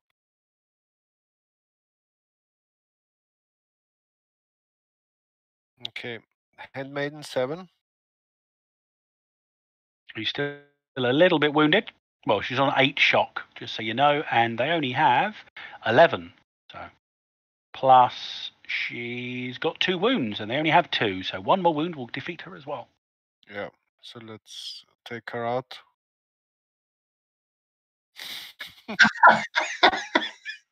You are. There are no possibilities left. I have none left. Can I place bird on the dice when the dice is KO'd or defeated? Unfortunately not. It's on a player, isn't it? All right. However, I show off my sword fu. you show off your sword play, and basically she manages to fend you off. It's a frenetic I dazzle her. thrust, slash, and she's shield, spear, and you just can't get through. In the last seconds, you frustratedly sort of you activate your sword's energy feature, and you bring your sword down on her shield, and there's an audible ka-chung, which echoes out from that strike. And it seems almost as if that was the last bit of gathered energy that whatever was in the Godbox needed. 2 things happen in quick succession. The first is that a line of tenuous green energy shoots out towards Malakrit. She twitches as her body spasms. A scream emits from her throat, and she explodes into a billion specks of black and gold nothingness. A heartbeat later, the energy within the Godbox explodes outwards, and the reality storm that was seconds ago raging across the top of the temple is returned. But this time it's become a full-blown hurricane that spreads out away from where you are across the entire region. To begin with, rocks begin to be picked up from the temple, but as the hurricane winds go out, you watch, shielding your eyes against the wind as much as you can, as you start to see trees in the jungle get ripped up, bushes, other detritus and objects get whipped up and picked up into what feels like sort of 70, 80 mile an hour hurricane winds. A dinos begin to get picked up. Off in the distance, you can just about make out some vehicles heading away, and then one isn't quick enough, and one of the trucks that you saw gets picked up very much Wizard of Oz style and begins spinning around in the hurricane. You are at the epicenter of this storm, but there is no lull at the center of this storm. You are in as much danger here, and you realize that that danger is very real as you see a large figure try to stride out of the jungle, and the 12-foot tall Tsar of the Idanos himself is picked up and joins his legions swirling in this hurricane maelstrom. You are buffeted by the storm, but seemingly something is protecting you from the worst of its wrath, at least to begin with. You begin to feel the rocks of the Temple of Kukulkan begin to shift under your feet, and it is quite clear within a few seconds that where you are at the moment is by no means safe. The ground around the Chichen Itza site, as you, I'm assuming you're making your way away from here quite quickly. Yeah. The ground around the site begins to crack as earthquakes begin to rock the area as well. Palm trees swoop overhead on more than one occasion. Numerous of you have to either duck or jump to get out of the way of something large and quite lethal if it were to impact with you, spinning through the air or sliding under tumbling blocks of ancient Mayan statuary and stone ripped loose from their foundations. As you're getting close to the edge of the site, you're having to leap over what begins as a small crack in the earth, but as you each cross it, it widens and you can see the telltale glow of magma at the bottom of it. At one point, Durak, can you give me just a dodge skill check, please? Work out where dodge skill check is. Roll a bonus number and add it to your dodge. I actually didn't know I had a dodge skill. I can possibility that because I think you're best because you're dodging, because in amongst all this maelstrom as you're going around, you've been ducking palm trees, you've been going under things. You see the massive bulk of a T-Rex being dragged in the maelstrom, coming quite close to you, and even amongst all the chaos, it looks towards you and just snaps its great jaws in your direction. Am I still -1? Not at the moment. You are not currently cursed. Yeah, that's a 10 skill against, and possibly 7. You need a 10. Yay! The creature's jaws snap with a sound just slightly louder than the roaring wind, inches away from where your head was seconds before. You flee from the scene towards what you can only assume is safety near the edge of the storm, but the storm seems to rise in intensity. And as the hurricane swirls over Chichen Itza, the funnel of it filled with spinning trees, flailing Adinos, shattering stone, from the edges where you've managed to get, you look up and you see a large, vaguely lizard-like dark shape at the head of the volcano, towering over the jungle, standing with its arms raised above its head as if in rage. Then you hear an ear-splitting scream and the storm explodes in one last furious burst of force. You're all knocked flat. Your ears ring, your nose bleeds. There's a fierce wind, but the storm is gone. The sky is clear. The hot Mexican sun returns and seems to focus directly onto your rain-washed skin. You begin to sweat, and you feel the reality of the living land slowly reasserting itself over the area. It seems that even the Kukulkan's totem's power is failing against what you just witnessed, the unbridled fury of a goddess. You spend the next 20 minutes or so locating as many of your remaining companions as possible. Lupe is not to be found, but you do find the shredded remnants of the tour bus in the jungles to the northwest of Chichen Itza. Oh. The truck with the Kukulkan statue in is operational, just. And before your opponents can regroup, you decide to get out of Dodge. It seems that the storm has done irreparable damage to the archaeological site, but perhaps some good for Core Earth.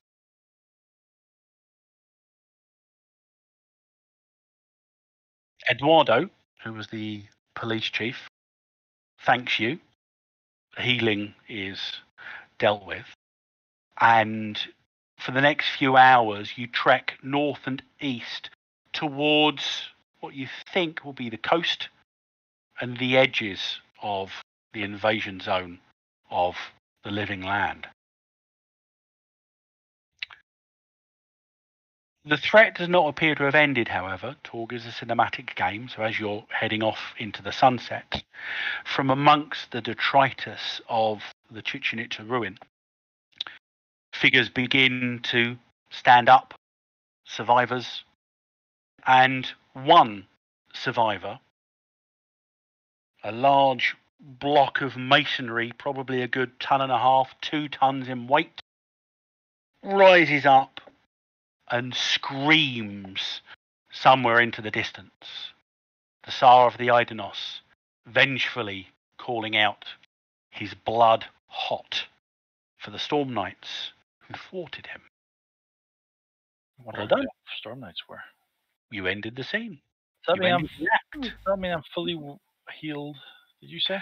We can deal with the healing. Everybody gets 5 XP. But in the journey through the remainder of the living land to the coast, you also, takes you overnight, you rest, and each of you has a similar dream in which you are in a natural environment and a statuesque female Adinos, a good 12 feet tall, but she's not massively muscled. She's quite lithe. Her skin is bright. It's whirled with colours, and there are flowers wreathed around her hair. You are visited in your dreams by the goddess Lanala. She doesn't say a word, but you feel her gratitude, and you feel her blessing. You realise the ramifications of what has occurred, as in Lanala's feelings, you discover that the Tsar of the Idanos, the High Lord Barak Kar, has been lying to his people about his purpose. And with the acts that you have taken, by revealing his attempt to usurp the power of the all-powerful goddess of the Adinos on the living land, that it would seem that he will have some significant problems within his followers who have been having doubts. Their social axiom isn't enough to support a civil war, but certainly loyalty among Barak Kar's followers is significantly destroyed, if not completely shattered. And in the coming months, Core Earth will be able to find allies amongst the lizard men. But for you personally, beyond the experience and reward, you each now have, at 0 cost, been granted the perk chosen of Lanala. And you write that down. What does it do? It basically means that if you want to buy a living land perk that has the prerequisite a Dinos only, you qualify. But it also is something that loyal followers of Lanala will be able to intrinsically sense. I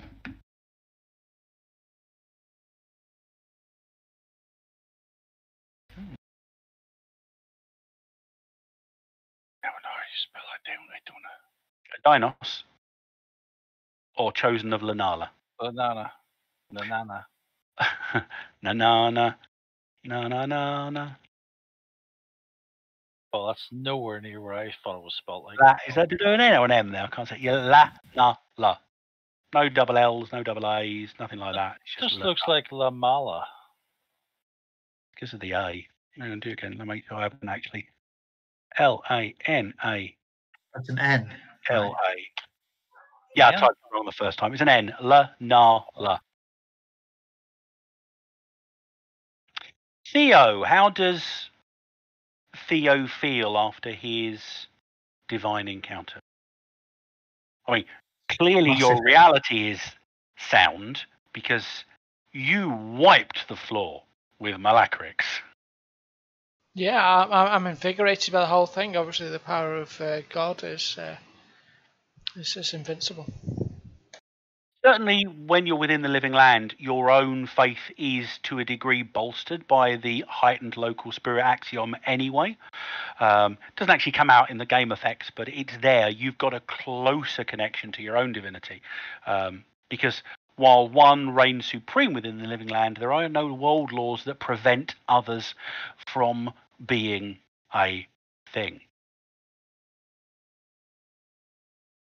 So what we'll do is we won't go right into the next bits straight away, but we'll do a little bit of a denouement, so to speak. So you guys were Chichen Itza, which is basically where that step pyramid is.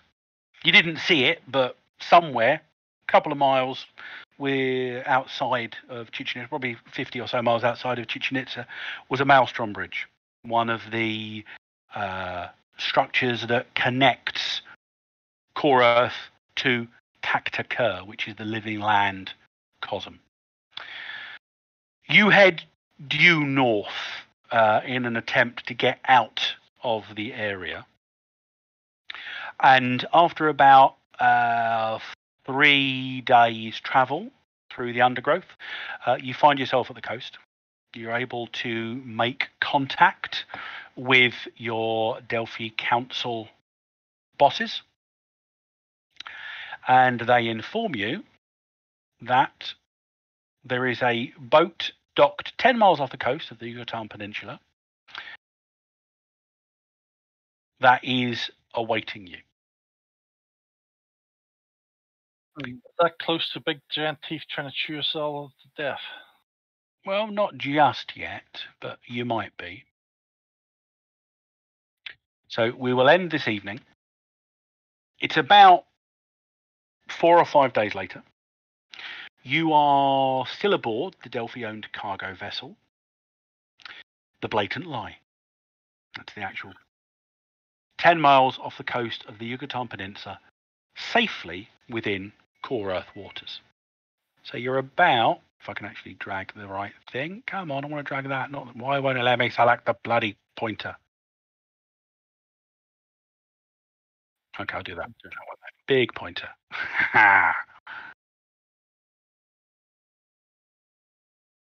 Now it won't let me change the end. There we go. Let's do it a bit shorter. So you're about here, moored. I mean, it's a cargo vessel, but it has been converted to essentially act as a fully equipped hospital communications outpost for Storm Knights and other Delphi personnel and national armed forces. You are debriefed in the usual Delphi fashion as part of the war effort and as part of the agreement, the way Storm Knights work. Any requisitioned equipment that you took for the mission is returned to Council stockholds. So the law missile that you didn't use, Ryoko, unfortunately, is returned to be used for somebody else. And as is part of the Archimedes division remit, Dr. Sanders, any recovered Eternity shards are surrendered to Archimedes division for research and study. So the Heart of Ukan is given under safe keeping. Doesn't mean you can't ask for it at a later point. You can. You've been spending a few days resting and recuperating. You never got to use it anyway. You didn't get a good enough roll. I did. I used it a few times. You tried to use it. No, I think I used it at least once. Did you? You might have tapped it at least once. You may have. Heal you, I must. I like that one for Theo. Within a few days, you're all healed back up. It's not. Wounds will have recovered. You get to make a strength check. In fact, you probably would have healed if you didn't get healed immediately. You would have healed a few wounds just traveling through the living land, because you get bonuses to healing checks when you do your daily strength check to heal in the living land. So am I back to max in both then? Yeah, you're back to max. You're all healed up appropriately. So you've gotten communications from your contact. Can anyone remember what your contact is called? Who your direct Delphi liaison contact is? George. No, try again. Roger. Mexican American girl. It's Mindy. No. No. We're not doing very well, are we? Off my notebook out. So wait a minute, I find it. We have. You said we Scarlet, The Megnan. person who can get the person who can get the name right will get a bonus possibility at the beginning of the next. So it's not Mindy. It might be, but can you remember her actual name? Mindy is what she tends to be called. Contact Mindy West to Eastern USA for stops you in your repair. I don't have anything else written down for apart from Scarlet and Megnan. I don't even know who they are. It's Lieutenant Miranda Mindy Castile, your Mexican American liaison with the Delphi Council. So, Dr. Dick, remember when you start the next scene, you will get a bonus experience, bonus possibility, not experience. You've been communicating with Mindy, and she's informing you that your next set of operating missions are on the borders of Ukraine. In the boundary areas of the Tharkold invasion zone. You've got some contacts that you're expected to be meeting there, and you've been putting together materials. You've been genning up on some Russian language, local customs, and some pretty scary situation reports from the area. The region hasn't been expanding, but the atrocities that are being reported within are pretty darn extreme. Dr. Dick, some of the stuff you've been reading reads like a Stephen King horror novel, Dinar Kuntz, that sort of stuff. It's quite difficult to get your head around. Some of you have also received additional missives from home. You're about to say something there, Badger? No, just cringe at like what I'm reading. Nothing major apart from Abram and Dr. Hemlock. You each receive some more worrying news, not necessarily from family, but you get your information from an official communique from the Victorian military, as they inform you that you may find yourself within the next month or so, they're not entirely certain when, but within the next month or so, you may be recalled to active duty, and you may be required to report to Victorian Command in Delhi. But they just tell you to keep aware. What? Just any Delhi? Abram, give us a scholar check.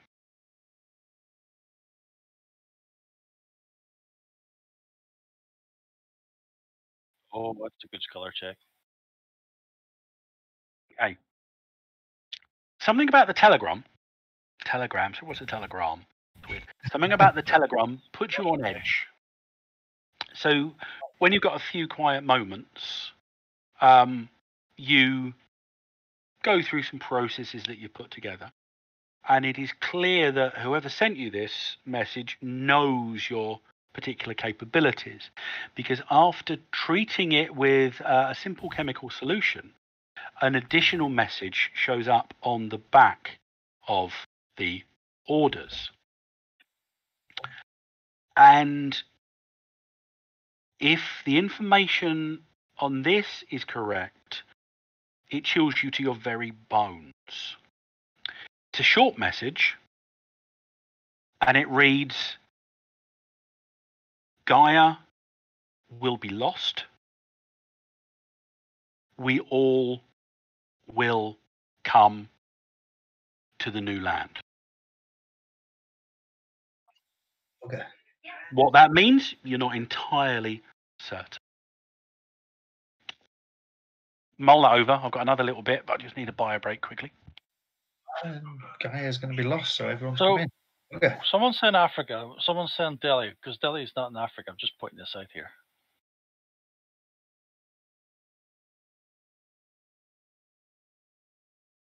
Where are we going? Right. But we're not. We're going to Ukraine. I thought it was. Yeah, that's So- not really up. I don't know. That's Where's wasn't Delhi? it?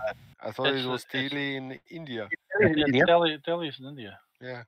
Why did someone say Africa then? I only Making a pointed joke. out that Theo would love They to blessed the go rains down in Africa. Okay, we're going to a Ukrainian Delhi in Africa. Fine. Africa is a big place, though. It's going to take us ages to find it.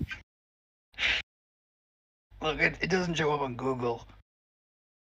Oh, the map's always wrong. Well, What is it's- the map Africa? It's just Cairo, isn't it?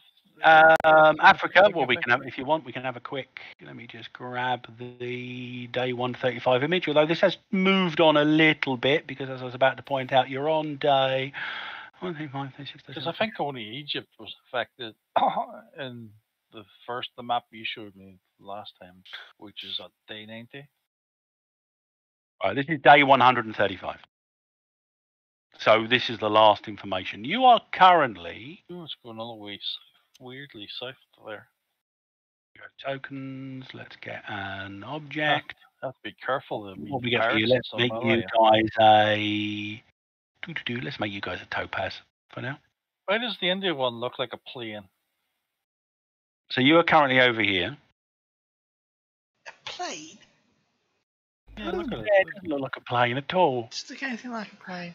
I can make it if you've got one of the wings clipped off, maybe, or it's flying at an angle. You're talking about it flying left, Yeah. snub nose, sort of It's like left wing tipped down. Yeah. It's a cubist plane, okay? Or a triangulist plane. So Delhi, if my geography is completely right, is one of those ones over there. It's one of the bits in India anyway. It's somewhere in India. It's one of those ones. In India. There's Africa.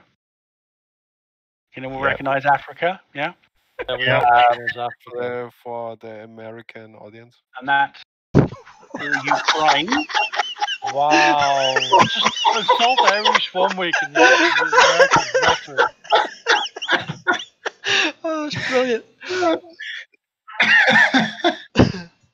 So it's the morning of the Sunday when you are expecting a seaplane to arrive to pick you up from the water just off of the Blatant Lies hull, when the captain calls you out and the ship's radio operator has received an urgent message. What would This that is a be? top priority mission override. For the past month, an airship has been intermittently spotted drifting approximately 10 miles northeast of Merida. Now, if we switch back to the other map, where you guys are, if we share back to the Yucatan map, can you see Merida? No, Yep. no. Just Oh, we've got to go there. back. Oh, for goodness sake. Why are we going? We have reason to believe that this is a Nile incursion. All current assignments are placed on hold until you can ascertain. I'm doing that. It's Mindy who's doing it. So all current assignments are placed on hold until you can ascertain if the Nile forces are in the Yucatan and why. Then stop them. Permission granted to take one of the Blatant Lies catamarans in order to make for the Yucatan shore. A new river has been created thanks to the Axiom Wash, and we recommend you sail upriver in order to travel inland faster. When done, it's imperative you report back to the nearest Delphi outpost or facility as soon as possible. End transmission. Where are we on the big map? Basically, on the big map, you're about there. And you're still about there. Oh, okay, because I couldn't see where that place was. Which is, if we use the same icon, you're basically parked offshore about there. It progreso. There's an airship, so. Well, Can we see apparently, it? according to the reports, well, no, because the scale's fucking huge. Don't forget, 10 miles northeast of Merida is well within the living land zone, and that's that's a dominant living land zone. That particular triangle. So, what a Nile Empire dirigible or airship or whatever you want to call it is doing there, you're not entirely certain. In fact, someone probably has to explain to Dirac what they mean by an airship, because you probably think of a flying ship, don't you? Yes, As it being is. Eilish. It's a ship. It sails through the air. But the description you're given is essentially, from the sounds of it, a Hindenburg-style dirigible. The Pridwin. Fallout style or what? Yeah, potentially. Like the front of a Led Zeppelin cover. Yes, that could be. Yeah, but not necessarily an exploding one though, or at least. So we maybe just not need much. Yeah. we just need cables, some electricity, and we're flying here. Have a Hindenburg. The captain and his crew break out essentially what are launch craft, similar to what you were brought here on. They are light-hulled, hand-built catamarans. They're proven stable within the Living Lands tech axiom. And the Delphi Council suspects they're good down to possibly primitive tech lower than that which the Living Land has. But there's been no means to verify that yet. They're small and reliable, but they are susceptible to storms and attacks by large predators common around the Yucatan. So next week, or you could do a little bit now, are there any things you wish to... You've been spending the last week preparing for an excursion to the Ukraine, which isn't the coldest bits of Russia, but obviously that's what you've been preparing for. So have you got any questions, or have you got any requisition requirements? What's this Nile thing then? The Nile Empire is the region, the yellow region, that has invaded Egypt and portions of North Africa. What do you know about the Nile Empire? Probably zero. Well, you're probably told a little bit. Well, if we were going to Ukraine, I would have requisitioned a whole lot of vodka probably to use to bribe officials with. Best vodka I could get my hands on. Okay, well, the first thing you have to do when you're making any requisition is you've got to make a persuasion check to fulfill the requisition requirement.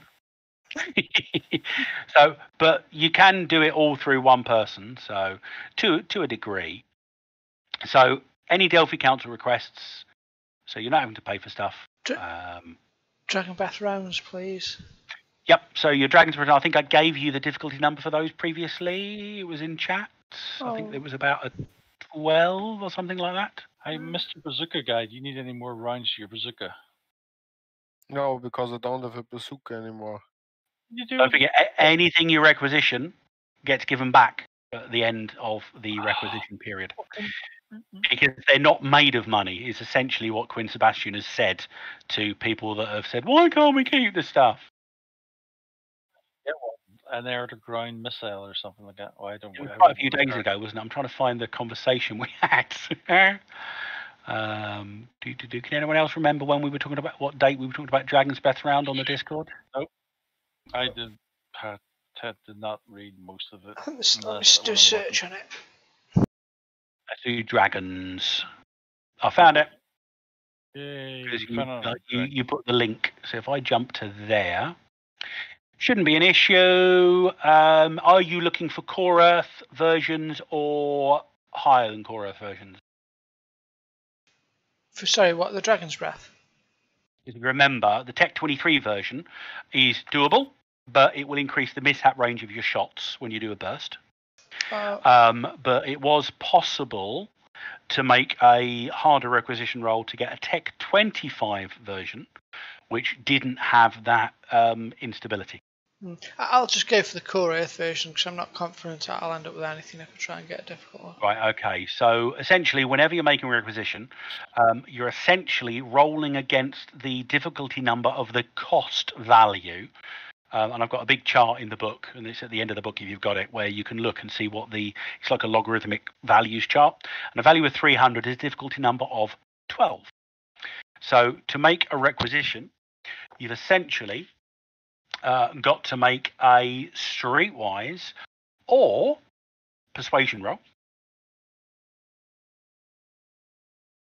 I kind of suck. Yeah, we'll get Ryoku to do it. Do I like him? So it's persuasion to get it from the Delphi Council, but it's streetwise if you want to just get it in the field. Oh, I'll go for persuasion. I'll stand up for myself. Here we go. Bugger. I thought you had a decent persuasion. Me too, but obviously not. Let me just double check. Well, you've got the highest charisma, I believe, of the group. By the way, you can do this after spending any XP you've got. I'm perfectly happy with that as well. Oh, I should have one in persuasion actually. I don't know if that makes any difference. What's your charisma? 8. 8 plus 1 gives you the 9. So the 13 should have put you to a 10, which still wouldn't have been enough. Let's double check why that's not showing up correctly on your thing. It says +9 on this thing, doesn't it? Oh no, it's doing a different thing. I'm just changing it. For some reason, it's got me unskilled. Yeah, we've got any time. So you've recently probably added a dot into that, which should give you the skilled variant of it. It won't make any difference on that, but we edit it and change it from TORG U to TORG U A1 and attribute 1 plus parameter 1. Switch that out, the icon should change. Doink. Was there a thing called a gizmo kit? That's for things. Yeah, you could probably get hold of a gizmo kit similar to what Durak's got. Any perk that you have, once you've gotten the perk and you're in a situation where you can get the gear that the perk requires, you get that without any requisition rolls. Roll that again just to double check it's working, Skellen. I do have the weird scientist perk now. Okay, so you've got your gizmo kit. Skellen, you are able to requisition Dragon's Breath round to the number of 20 shots. Oh, thank you. They do the same damage as your shotgun would do normally, except you will treat the damage from the weapon as fire, meaning it attacks the lowest armor value on the target and will continue to burn until doused. If you got your sane, your freeze ready for when you use this. Oh, I'll have to get some sort of hellfire thing, Gary. I'll have a look for fiery prayers. Everyone can discard every single card they've got. So for next week, you shouldn't have any cards in your pool. Yeah, that's why I'm going to do a just roll to get some vodka. And that's obviously bad, but yeah, if I play a hero card? You can do. Will that change it? We're still in the same thing, are we? So we'll be getting. You're sort of between scenes right now. I mean, we'll be getting Cosm cards next week. You will be, yes. Okay. You will be getting fresh ones because it's a fresh scenario. Well, you could spend a possibility or a hero card if you want to for that. Bear in mind your possibilities will just refresh next week anyway.